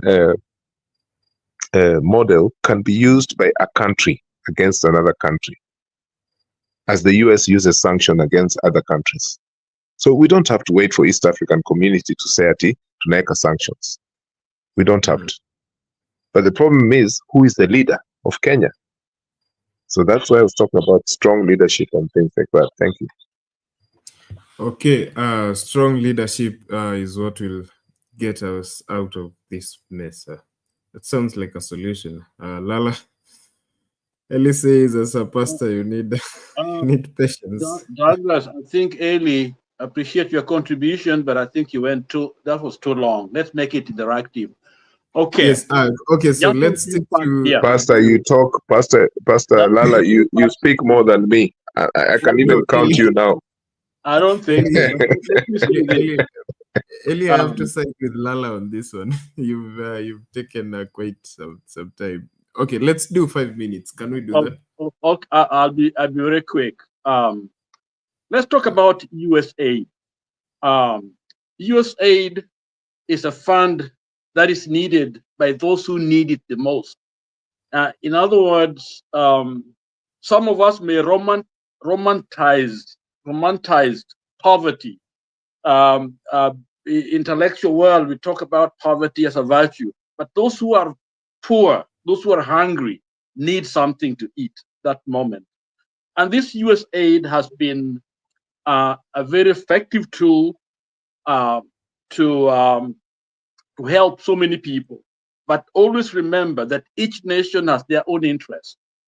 They give it not for free, they have their own interest, but it's needed. So let's look at the USAID. The most of the money go to Europe. About 7.7 billion goes to Europe. Okay, Africa, the entire Africa gets probably 12 billion. So it's not really the Africans that are, given this money. It's spread all over. And again, the countries that are leading, of course, Ukraine, Israel, and Egypt and others. Okay, they get the majority of that funding. I think Eli talked about leadership. I was in Ethiopia during the starvation. Eli Mengistu was in power. He nationalized everything. Okay, and the country went through the worst experience at that time. I would you get to the airport, walk or drive into the Ethiopia, the Addis Ababa, and you see nearly hundreds and hundreds of people starving, waiting. But yet the hotel where I was staying at the Hilton, the leaders were there using saunas, drinking and all that on the payroll of the government.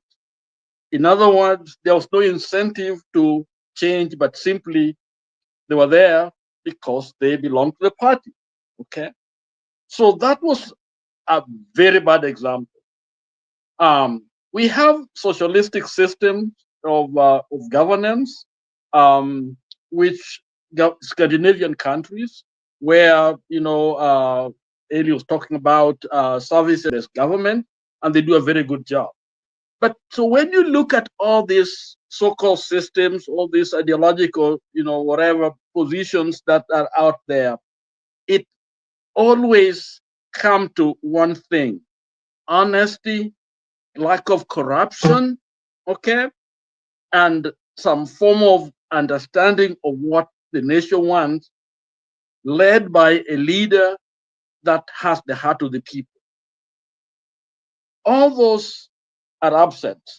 So it doesn't matter whether we change a system and find somebody, if we don't really buy into good governance, the idea that we can do it on our own, and that is we need to be fair, we need to be decent, we need to be truthful, we need to be tribalistic, and we need to be brave.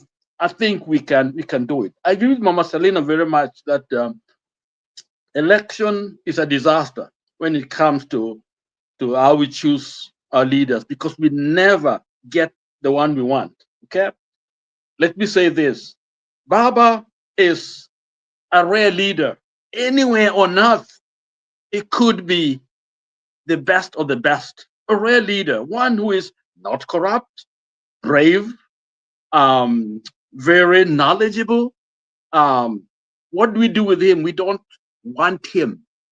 We steal his election, and we don't even stand for him. That's the saddest part. We may, if it's stolen, if your leader's been, something was, his election is stolen, then the nation itself can simply say, no, this is the one we want. It's just like if a country invade Kenya. I don't think we're going to run away. We will fight it. And so we have not had the will to fight for what we want. So we are being taken advantage of. Okay? And so it's a very sad thing, because you might even go and defend Congo. Okay? We want Congo to run on its own. But then who are on the inside? Are they really for Congolese? Or they have made a collusion with people outside? It's about the gold, it's about the cobalt, it's about all the wealth that the country has. Okay, so when it comes to the people, nobody cares. And I like Nyerere akiposema Kenyans or Africans fight for those borders that were put there by who? By foreigners. But we don't fight for our people, the citizen. Okay. So when we talk about leadership, it is all of us. We point finger at those so-called leaders, but we are the problem as Africans. We can't stand for what we believe in. If somebody takes your wife, somebody takes your leader, and you're standing there, one of the things about leaders, they're supposed to be defended. So if you believe you voted for someone and somebody is misrepresenting your views, or somebody is there to deny them their right, you stand and fight. And as long as we don't do that, then people will simply come and do what they want. Imagine all of us saying, no, this is our vote. You know what?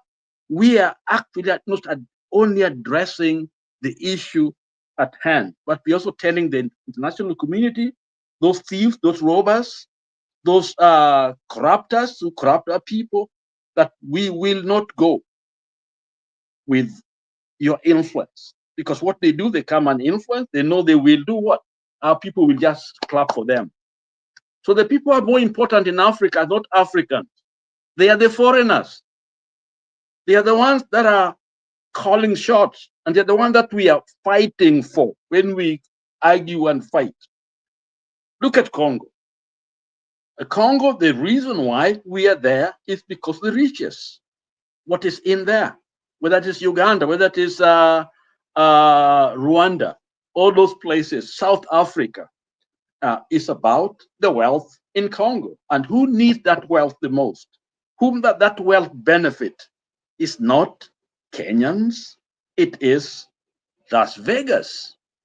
I mentioned to Kenyans that I was there in Las Vegas, and hotel, most expensive ones, starts at $100,000 a night. Okay, at Caesar's Palace. Okay, 100,000 just one night. Where's that money coming from? Coming from Congo. This is the cobalt, and yet our people are starving. We get nothing. Look at Traore. The uranium was selling, I think, in France for about 75 cents. I mean, they were given that amount of money, but French sells it for 200 euros per ounce. I don't know, whatever measurement they use there. So this is where the problem is. So if we can stop this mindset that has been colonialist put into us, start fighting each other over basically not over change, because even they claim that Kagame is trying to control that place. Kagame isn't getting that money. That money is going out of Congo. And let's say the USAID, one of the top receivers of the USAID is Congo. It's Tshisekedi and the group. Is that so? Let Africans, let our eyes be open and see where the problem is. And I like Eli when he mentioned that those leaders should get together. Okay, yes, that is needed. But the key thing is, what agenda? Are they getting together because they have been sent by their, their masters, or they're meeting together because they are African? So I think we got to think in terms of our own. How do we preserve Africa for Africans? How do we use that great wealth that we have to benefit Africa? Congo can be a key source of development for that region. Imagine that all those leaders meet together and say, this is our resources. These are our resources that we will not let go unless we get a fair price, a fair share. And lastly, let me say this. Kwame Nkrumah was a pioneer. He was ahead of his time. And when Ghana became independent, cocoa was doing very well in the world market. And that money was able to finance different activities in Africa. Because we're thinking of putting Africa together, becoming one United States of Africa. Okay? When the West saw it was becoming successful, what did they do? They went to the world market and targeted the cocoa price. Cocoa became useless. And then the country had no money. And when people are hungry, what do? They rebel. And they got rid of him. Look at Lumumba. Why was he killed? He was killed because of the mineral there. So this idea of Museveni, Kagame thing, we get rid of Kagame, but the problem will still stay there. So it must be the African mind that needs some re-education so that we can be able to see the enemy, and then we can be able to protect those resources and then speak for our own people. Look for market for them, develop our own continent, value added before we sell it out, whatever it is that we are producing. Let African manufacture, her own product, and let us trade with the world. That's the way. I also let me say that I end here. I think there are two issues here that we're discussing here. Okay, there's a need for AIDS, USAID. There's a need for it, but we can't rely on it. Okay, we can see it as something that maybe help if it's necessary, is needed. We can use it because everybody's using it. Israel is the majority of it goes to Israel. Okay. And Ukraine and all those places. Okay, so we can use it. Let's not demonize it, because even the people that are giving it also are having a hard time. I mean, understanding why Trump is doing what he's doing. Okay, but we cannot rely on it. So if it is not there, we still should be able to figure out how to do it. Okay, on our own. I think the target has to be developing Africa, but we've got to start by developing our own mind, because that way we can stand, okay, and on our 2 feet. And then now come into Kenya. Kenya is an example of how Africa should not be. Kenya is a bad example because Kenya has had great opportunities to create a pathway to the place where Africa can follow us. But we end up somewhere and we make a U-turn, whether it comes to technology, whether it comes to education, whether it comes to, just other key indicators of what we'd call development indicators. We somehow sabotage. Whether it's come to political leadership, we are almost there, but then we turn around. Unless we begin to be decisive and demand what we want and not to compromise, because whenever we compromise, it comes to bite us. Okay, we had a chance to create, I think, a nation that is ruled by the law, okay, governed by its laws, that the young people, Gen Zs, voices can be listened to, can be heard. But what happened? We take a U-turn, or we stop there and others begin to define the moment, and we lost that chance. Okay, and we'll keep on losing it as long as fear keep on holding us back. What am I saying here? If you compromise on a leader or leadership, I'm telling you, the one coming after you will want the same compromise. okay? They will try to use the precedent, of what happened to justify where they are. Tanzania is blessed because they had Nyerere, okay? Here was a man who was not corrupt, very honest, and because of that, he paid for it. He paid for it because the world did not support him, okay? The West did not support him. They couldn't, they were into Kenya, they tried to help Kenya, but not Tanzania. So Tanzania has come from very far, but morally, politically, culturally, Nyerere created a nation, okay? I miss Jakindu Bey here, but a nation with this ethos, okay? A nation that knows herself. Sisi ni wa Tanzania, sisi ni mtu moja, okay? So what is able to do, Kenya is struggling.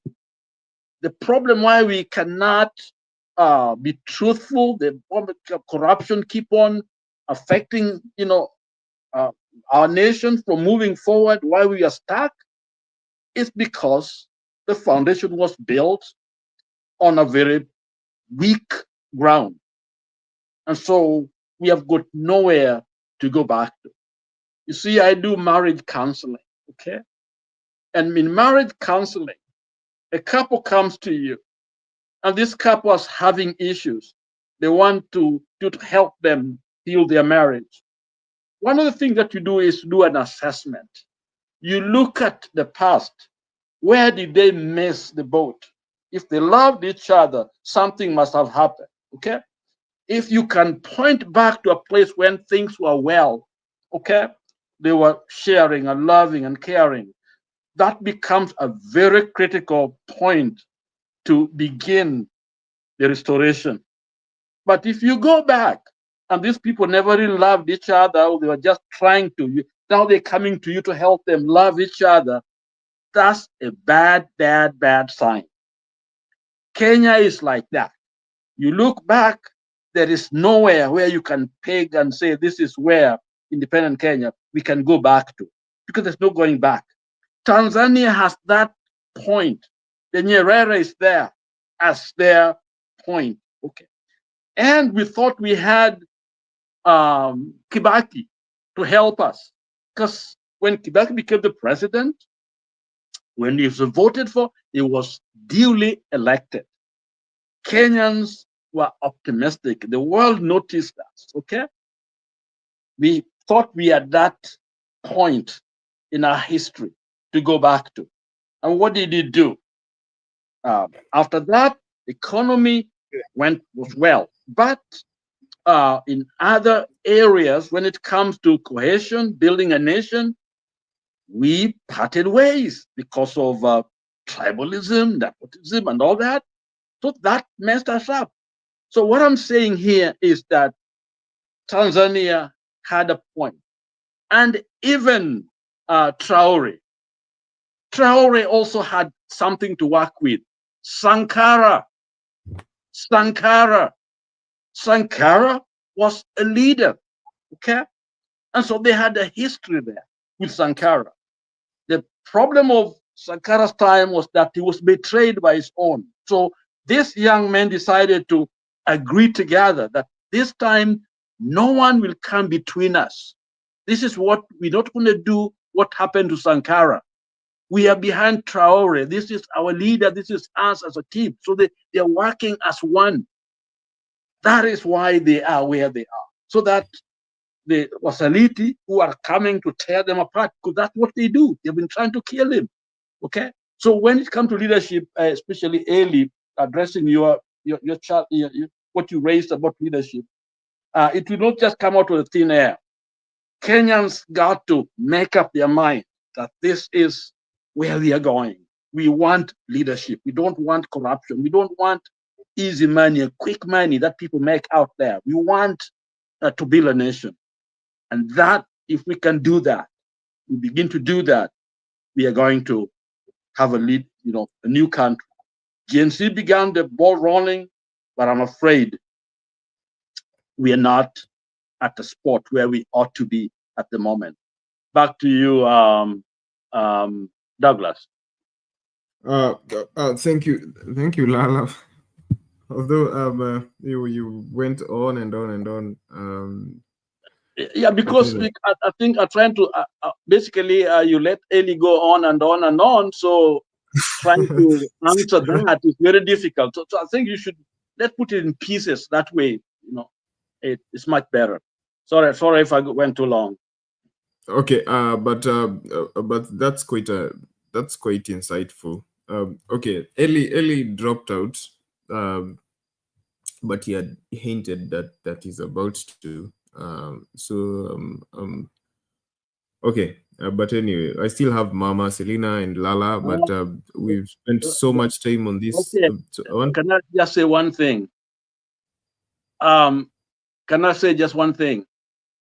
Okay, the USAID, one of the reasons why it's been frozen, this rich man, whom I don't want to even call his name, Musk, whatever you want to, the Twitter guy, he said the reason is that because of the corruption around it, and that's the reason why he is freezing it. Okay. The question is, why not freeze it everywhere? Why not freeze it in Ukraine?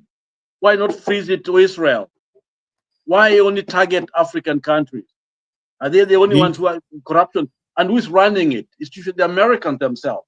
So there's a hypocrisy in what he's talking about. It's not, and when I hear things like that being mentioned here, that kind of makes me very angry, because if something has a problem, target what is going on. We don't just freeze everything. That's for me, knowing exactly how it's hurting people, because people are going to die. Bush saved, because many people are dying of HIV. Remember, that killed people. Many of us have families that are orphans right now, struggling as orphans, but that the medication helped us. And I also like to tell Eli too that when he talked about India producing, these are generics, which of course they get patent that would be the US generally, which is the government itself doing a lot of research, the US government, the leading, and patent, after they made enough money, then now they sell those patents to other companies to make generic form of those drugs. That's what India is doing. So let's be very, very clear. The globe is so much interconnected that you cannot act solo alone and still survive. Okay, we are still all interconnected. So we just want what to share. We want truthfulness. We want everyone to not to be used or abused. That's what we are fighting for. Thank you. Thank you, Lala, for that. I think we should move on. We should move on now. We've spent so much time on the USA thing, but it's just the beginning, and as time goes by, we're going to see more of of the effect that this is going to have.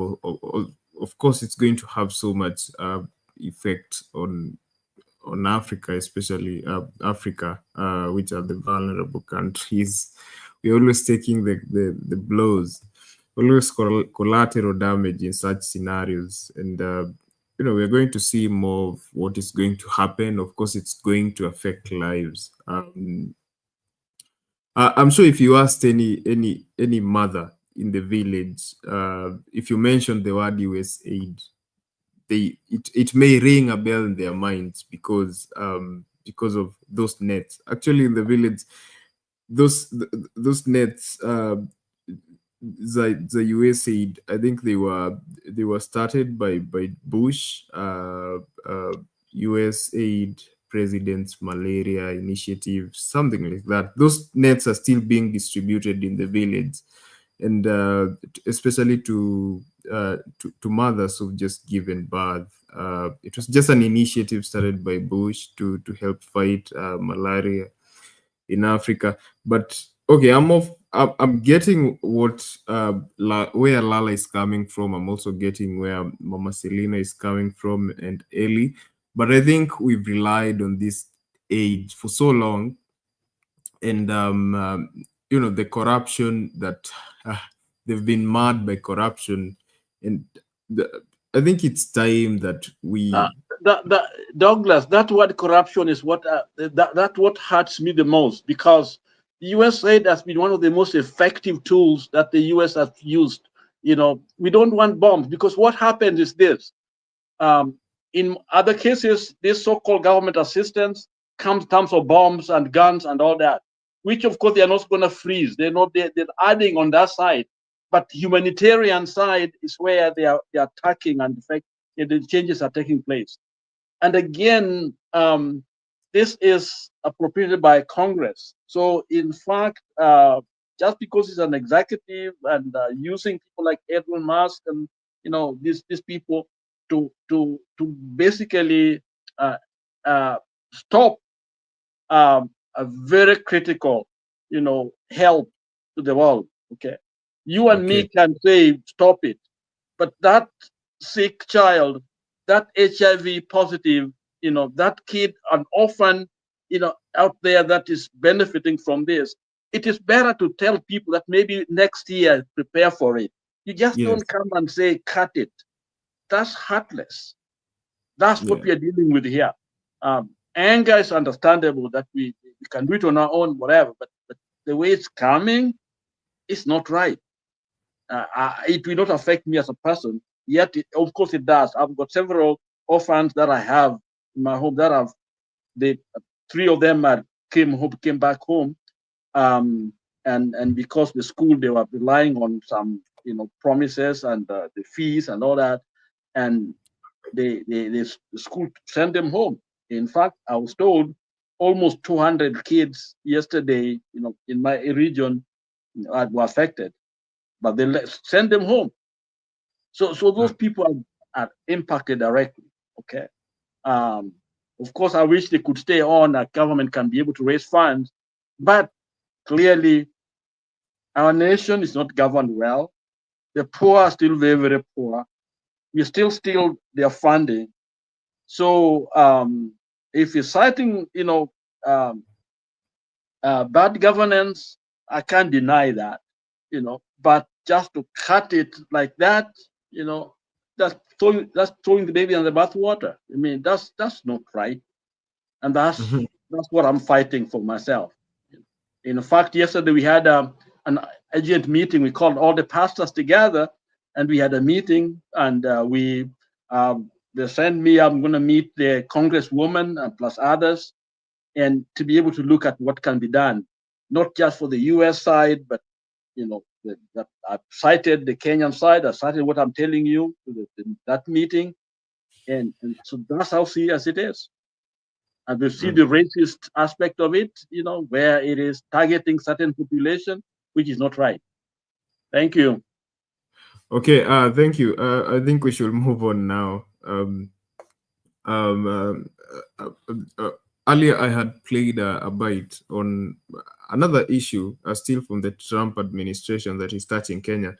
But before we move on to it's on the Haiti mission, we understand that, was it today or yesterday, he ordered the UN, directed the UN that I think he cut funding. The United Nations Kenya-led Haiti mission was US backed, so he pulled out the US funding on that. I'd played that clip before, but I'm going to play another bite. But before I do that, let me visit my people in the comment section. I've neglected them for a while. Who do I have? I have Mohammed Ege. That age says, still watching solo from my corner of the globe. Come on, guys. Due diligence says hi, Douglas and everyone. very good history there and reference points for reflection. At Lala Howdy. Hi, Tony. I think what your comment section on Melala, I'm not getting smart engagements, although you people still voting. I had asked you, do you think Ruto's decision will bring positive change to Kenya's border communities? We had that topic. I'm going to play a clip again. Maybe we can talk about that before we close for a moment. See how that is going to affect the communities in Northeastern and the rest of Kenya in general. 17% say yes, 83% vote no. Okay, so let me play that bite, then I will come back and take Mama's thoughts on the Haiti mission. So this was Mudavadi being interviewed today. Let's listen to him, then we'll be back shortly. Now, the Kenyan government has clarified, or rather sought to clarify, that the Kenyan-led multinational security support mission in Haiti is not in limbo, despite President Donald Trump's freeze on USAID funding amounting to 1.7 billion Kenyan shillings. Prime CS and CS for Foreign Affairs Musalia Mudavadi confirmed that the mission will proceed as planned, noting that the United Nations Trust Fund has sufficient resources to sustain operations until September 2025. NTV's Laban Shaban reports. And I'm very proud that even President Trump, with the new administration, supports Kenya's mission in Haiti. Perhaps not proud anymore, as the world's largest single donor for foreign assistance is now mulling the possibility of winding down the U.S. Agency for International Development, potentially turning the Haiti mission into the impossible. The UN reports that over 1.71 billion shillings in the U.S. funding for the International Security Force, including over 600 Kenyan officers in Haiti, has been frozen due to President Trump's 90-day foreign aid pause. Ruthless gangs heavily armed with weapons have forged a formidable alliance in the heart of Haiti's capital, Port-au-Prince. With overwhelming force, they now dominate the city, tightening their grip on its street and expanding their reign to surrounding regions. The multinational security support mission in the Caribbean country relies on voluntary contribution and has so far made little progress toward helping Haiti restore order. Acknowledging the development where the U.S. contribution to the UN Trust Fund, amounting to approximately 1.7 billion shillings, has been halted, the Kenyan government asserts that the fund has sufficient resources to continue supporting the mission until the end of September 2025.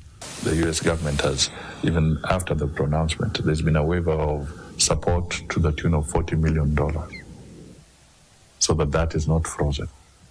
The amount that has been affected is close to $15 million, and this we have from a very authoritative conversation with the U.S.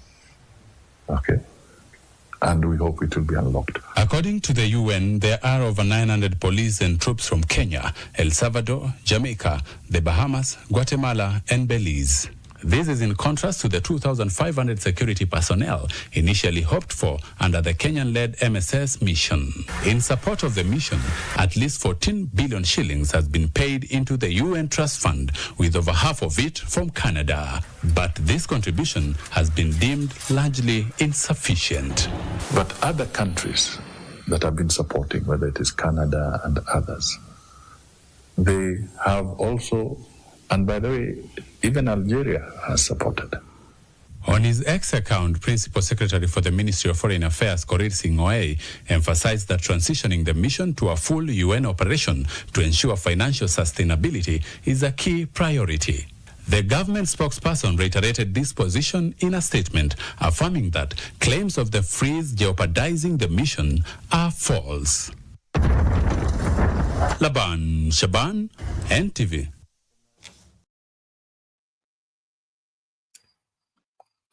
Okay, that's a story on the state of the Haiti mission. I just want to hear your thoughts on that very quick. Mama Selina, let me begin with you.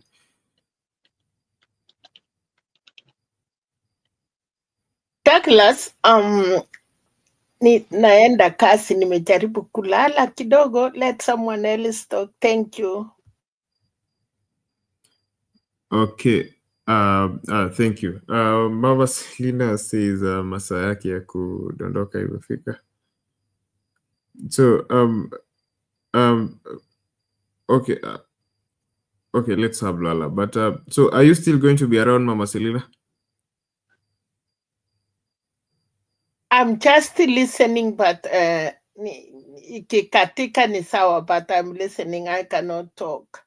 Taka tulie kidogo because I'm getting ready to go to work.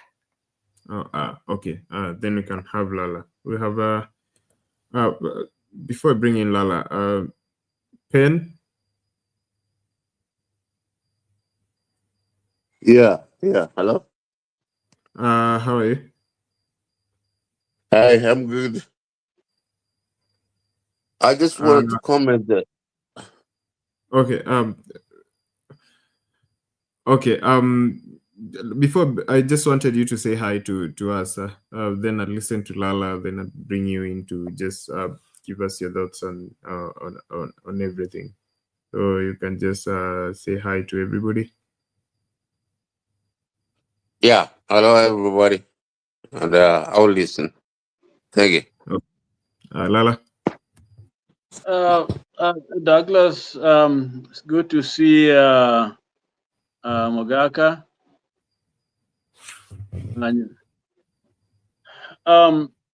I think the Haiti mission right now is much more clear that the U.S. was running the show. The very fact that the UN is freezing the fund tells you that the U.S. was controlling the whole thing. Kenya was just a little poodle of the U.S. Over there, nothing to do with the so-called multilateral. It's just country that U.S. has picked to go and do the dirty job for them. I think the U.S. had committed $15 million US dollars, and I think they had paid something like 1.7, which has been spent. But now the 13.3 billion is kind of frozen. That I think Mudavadi is trying just to appease us, but there's not much of an interest. If they allow the funding to go on, then it has to be viewed as Trump's way to keep the Asians in their country, so that there's not much of an immigration or movement towards the U.S. side. So in that way, they may want to be. I think they're studying whether that is helpful or not. But I don't think they have any interest at all, because that was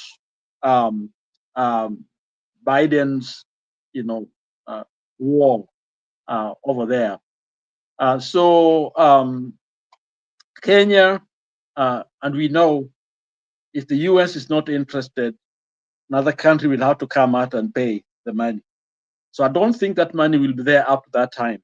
I think the 13 billion, they think it might keep them till September. I don't think that's enough.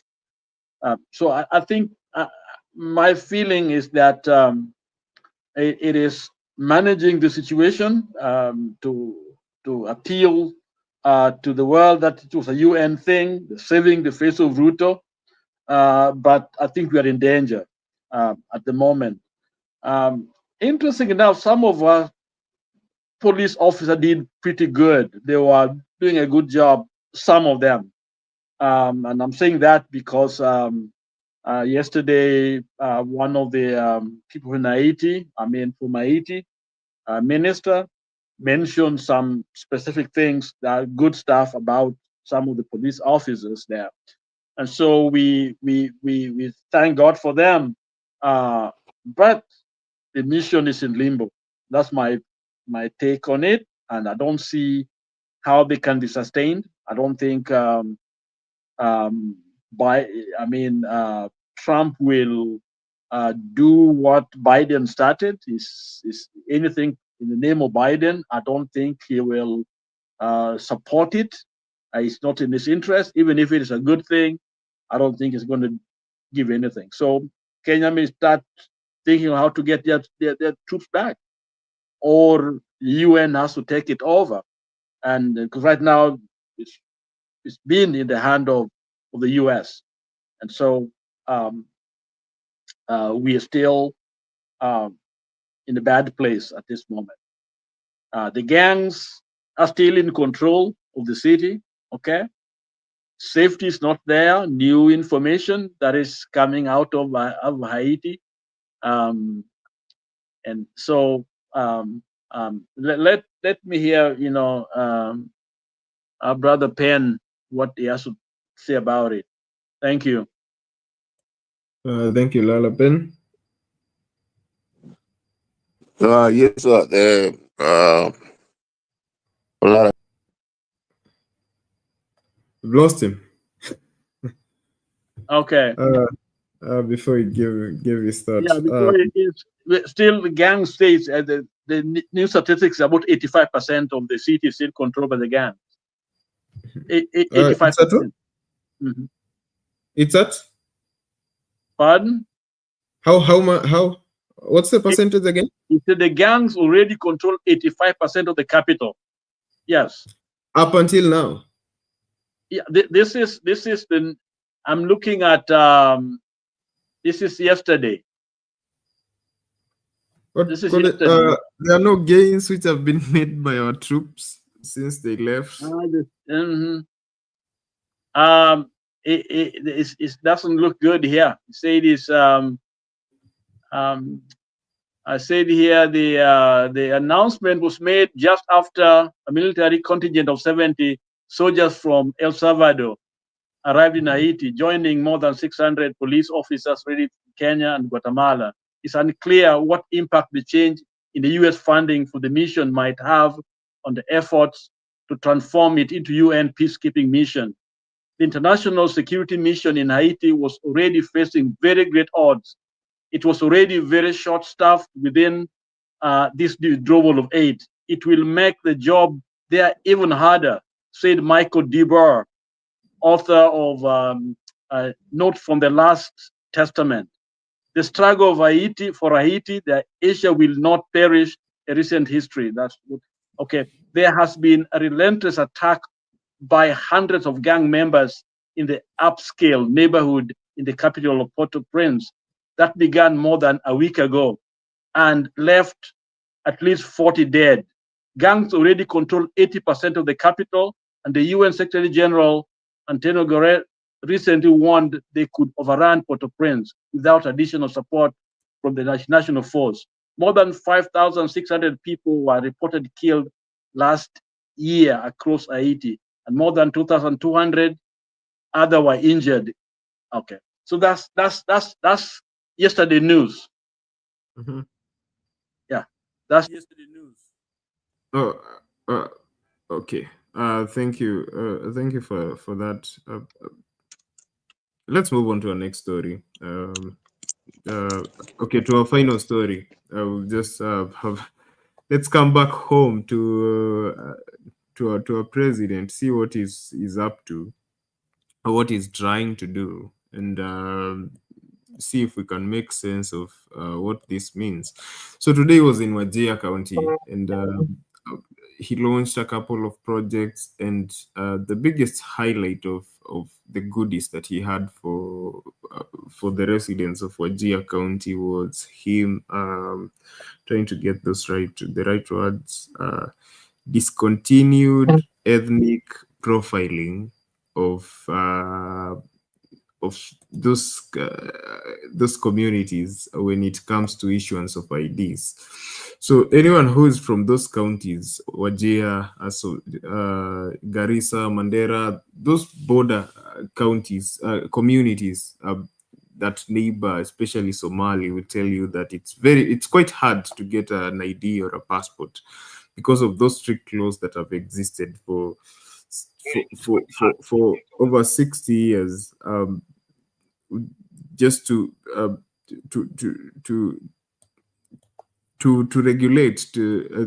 regulate, to profile the people who are applying for Kenyan IDs, just to make sure that the people getting those documents are actually Kenyans. So Ruto was there today, and he pulled down that law that has existed for over 6 decades. Let's have a look at that story. Then we'll have Lala. I don't know if Mama Selina will still be there.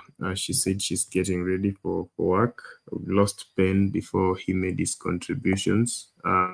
If he'll not be here, then we will close after that story. Let's have a look at that story.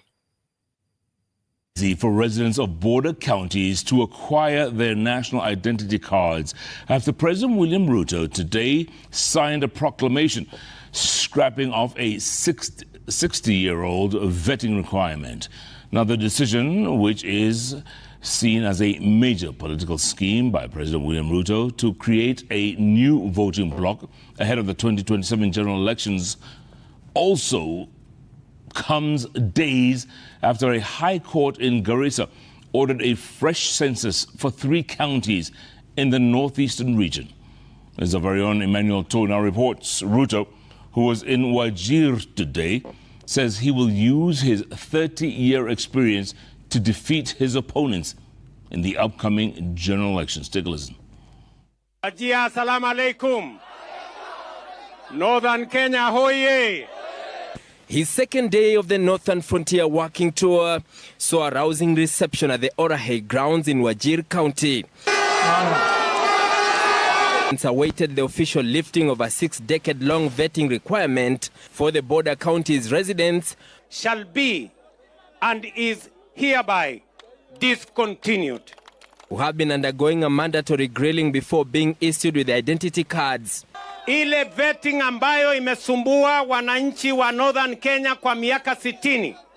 Leo nimesema hiyo maneno ya vetting iondolewe, ndio vijana wote wa Kenya wapate vitambulisho vile wa Kenya wengine wanapata vitambulisho bila ya matatizo. The president saying this move will bring equality in the country. Pale nyuma vijana watoto wa Northern Kenya waliulizwa maswali mengi, wakafanyiwa vetting, wakafanyiwa kama wao sio wa Kenya ya kawaida. The presidential proclamation to remove hindrances to the acquisition of the national identity cards and other identity documents is historic. Vetting became a security requirement for issuing identity cards and birth certificates in northern Kenya after the Shifta insurgency of the 1960s. The Shifta War was a secessionist conflict in which ethnic Somalis, Muslim Borana, among others, attempted to join Somalia. This move now seen as a way to secure and increase the northeastern voting bloc in order to make inroads into areas traditionally dominated by the opposition. 882,000 voters from Mandera, Wajir, Garissa, Isiolo and Marsabit counties participated in the 2022 presidential election. However, the residents of those counties have complained that their numbers were underreported in the 2019 national census. The High Court of Kenya in Garissa recently quashed the 2019 census results for Wajir, Mandera and Garissa counties, ordering a fresh exercise, citing discrepancies in the results given. Usitishwe na mambo ya 2027. Kuna kura ya kutosha hapa. Hapa ID itakuwa nyingi, kura itakuwa nyingi na itakuwa ni yako, Mheshimiwa Rais. Kiti ya rais, sanduku ya rais katika kaunti za wafugaji ikifika 2027 inshallah itakuwa ni ya William Samoei Ruto. President Ruto had on Tuesday night met a section of elders from Mandera County where he expressed confidence through his decades of active politics to secure a second term in office. Mimi nimekuwa mjumbe miaka 15. Mimi nimekuwa naibu ya rais miaka 10. Ndio huyu mimi ni rais. miaka itakuwa 5. Sasa mtu atanitisha na kitu gani? Ruto continued to launch several projects under the Rural Electrification and Renewable Energy Corporation REREC, including the Shublo Community and Secondary Electrification Project, with the president promising a 6.9 billion shillings budget for the mega project. Emmanuel Tor, Citizen TV.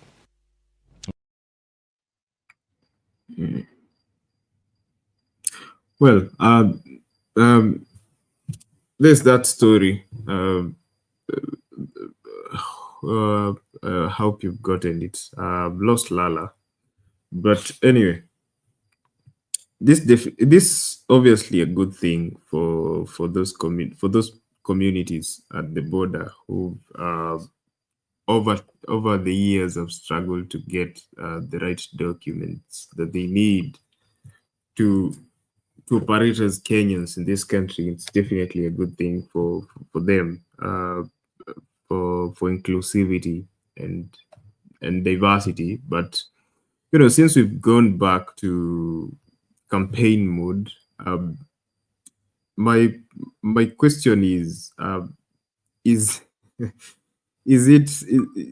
does it really, isn't it have doesn't it have malicious intentions, political intentions for doing it? I had that question for Lala, but I've since lost him. I'm not sure if Mama Selina is still there to answer me, to give me her final remarks as I close. Mama Selina, are you there?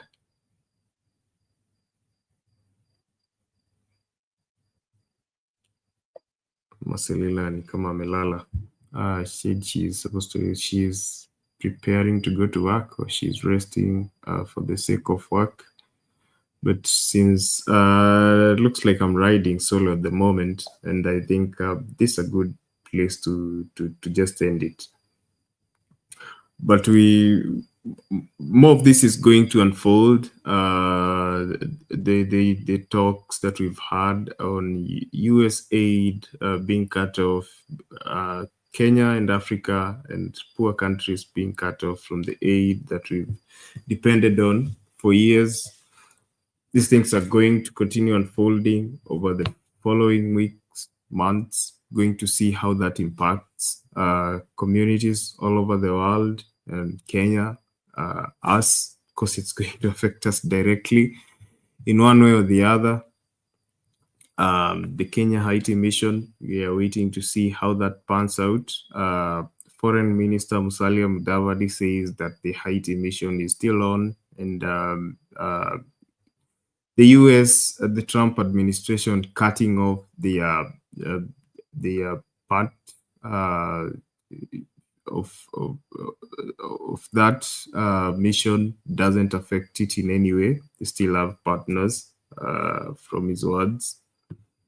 Ruto is still consolidating communities that have been perceived to be large in population. I think it's his strategy against Murima since he fell out with Murima. We're going to see his political moves, how they play out. Last week, he's been roaming around Western Kenya. He's now in Northeastern. Today was in Wajir County. Tomorrow will probably be in Garissa or Mandera. No, that's our president. We expect him to be working, but he's kicked off campaign mode. Remember, during the last administration, when he was deputy president, spent 9 years out of 10 campaigning and 1 year stealing. So just sit and see how that plays out. This juncture, I think it's a good place to end it, call it a night. Thank you for those of you who've tuned in to listen to me and my guests. Earlier, I had public participation who dropped off after giving us her remarks.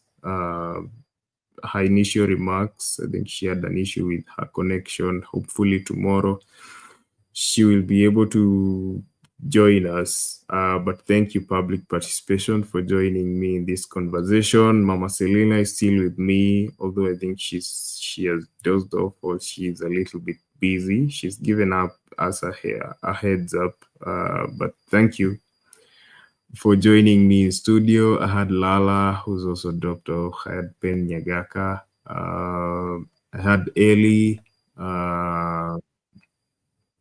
Thank you all for tuning in. Lala is back.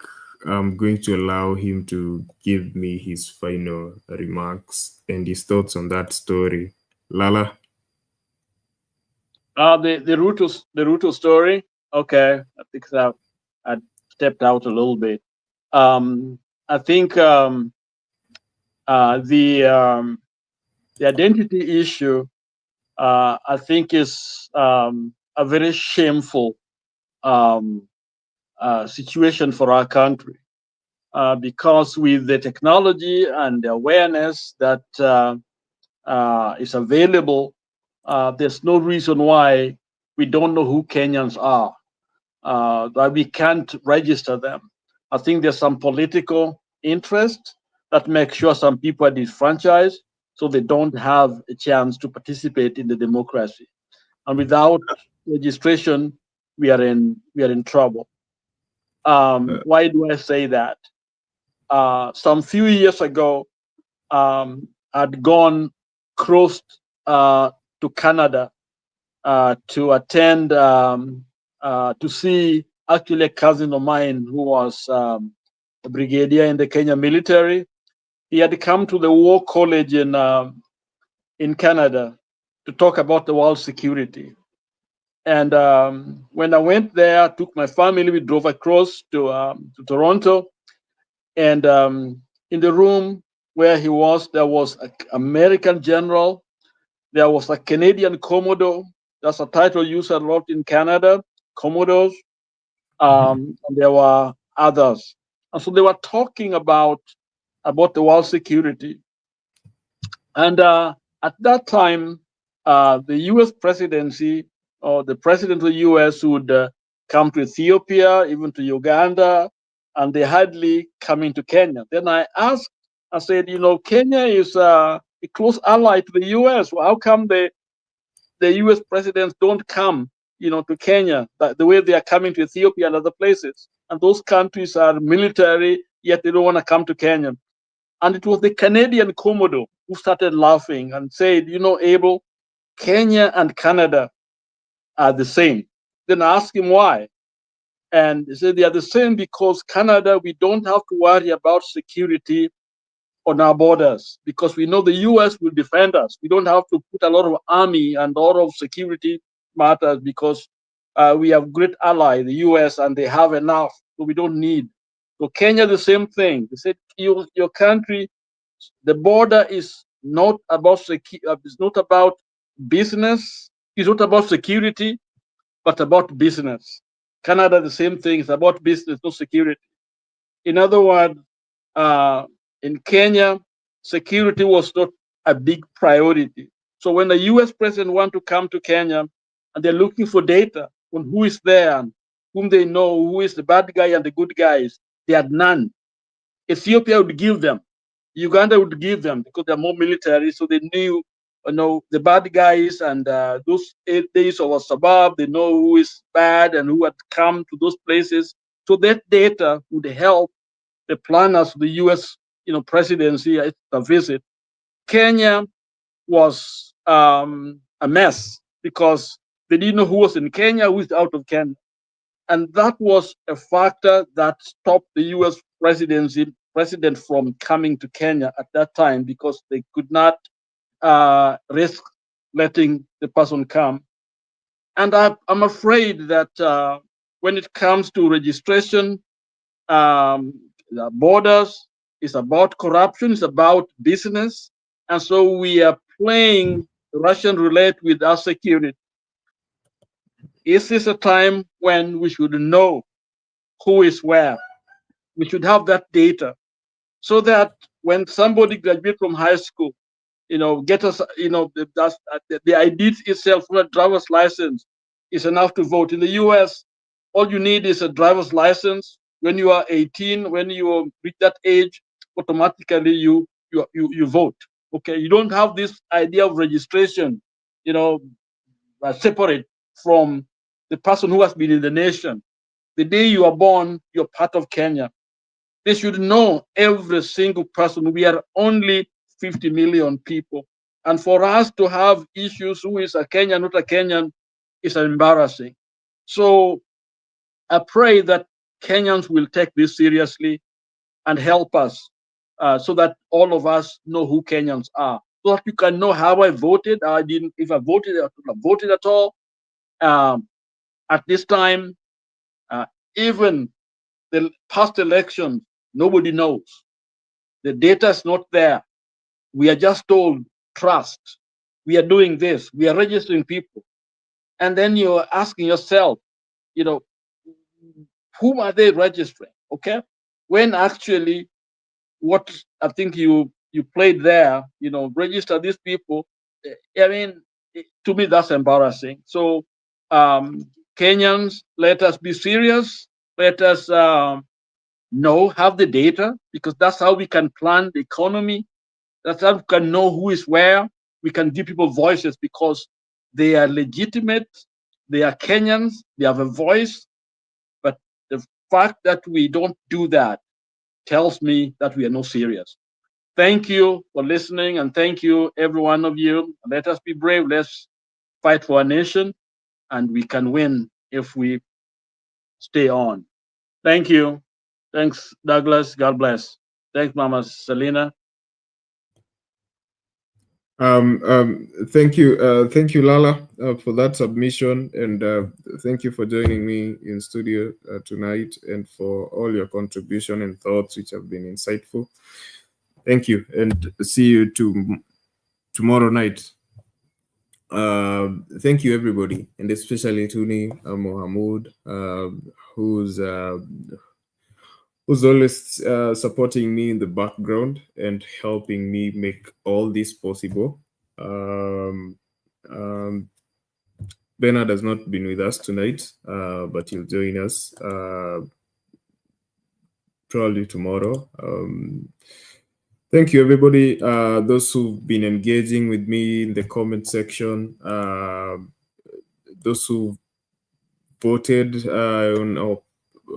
on our poll question tonight. I was asking, do you think Ruto's decision will bring positive change to Kenya's border communities? 16% of you agreed it's going to bring a positive change. 84% of you say no, it's not going to bring any positive change to border communities.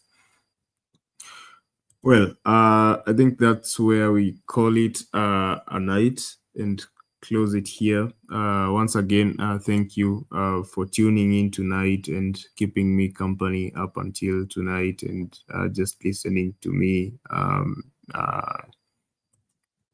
deliberate on matters that affect us. This was the Open Forum Political Show, and I'm Douglas, your host. See you when you see me.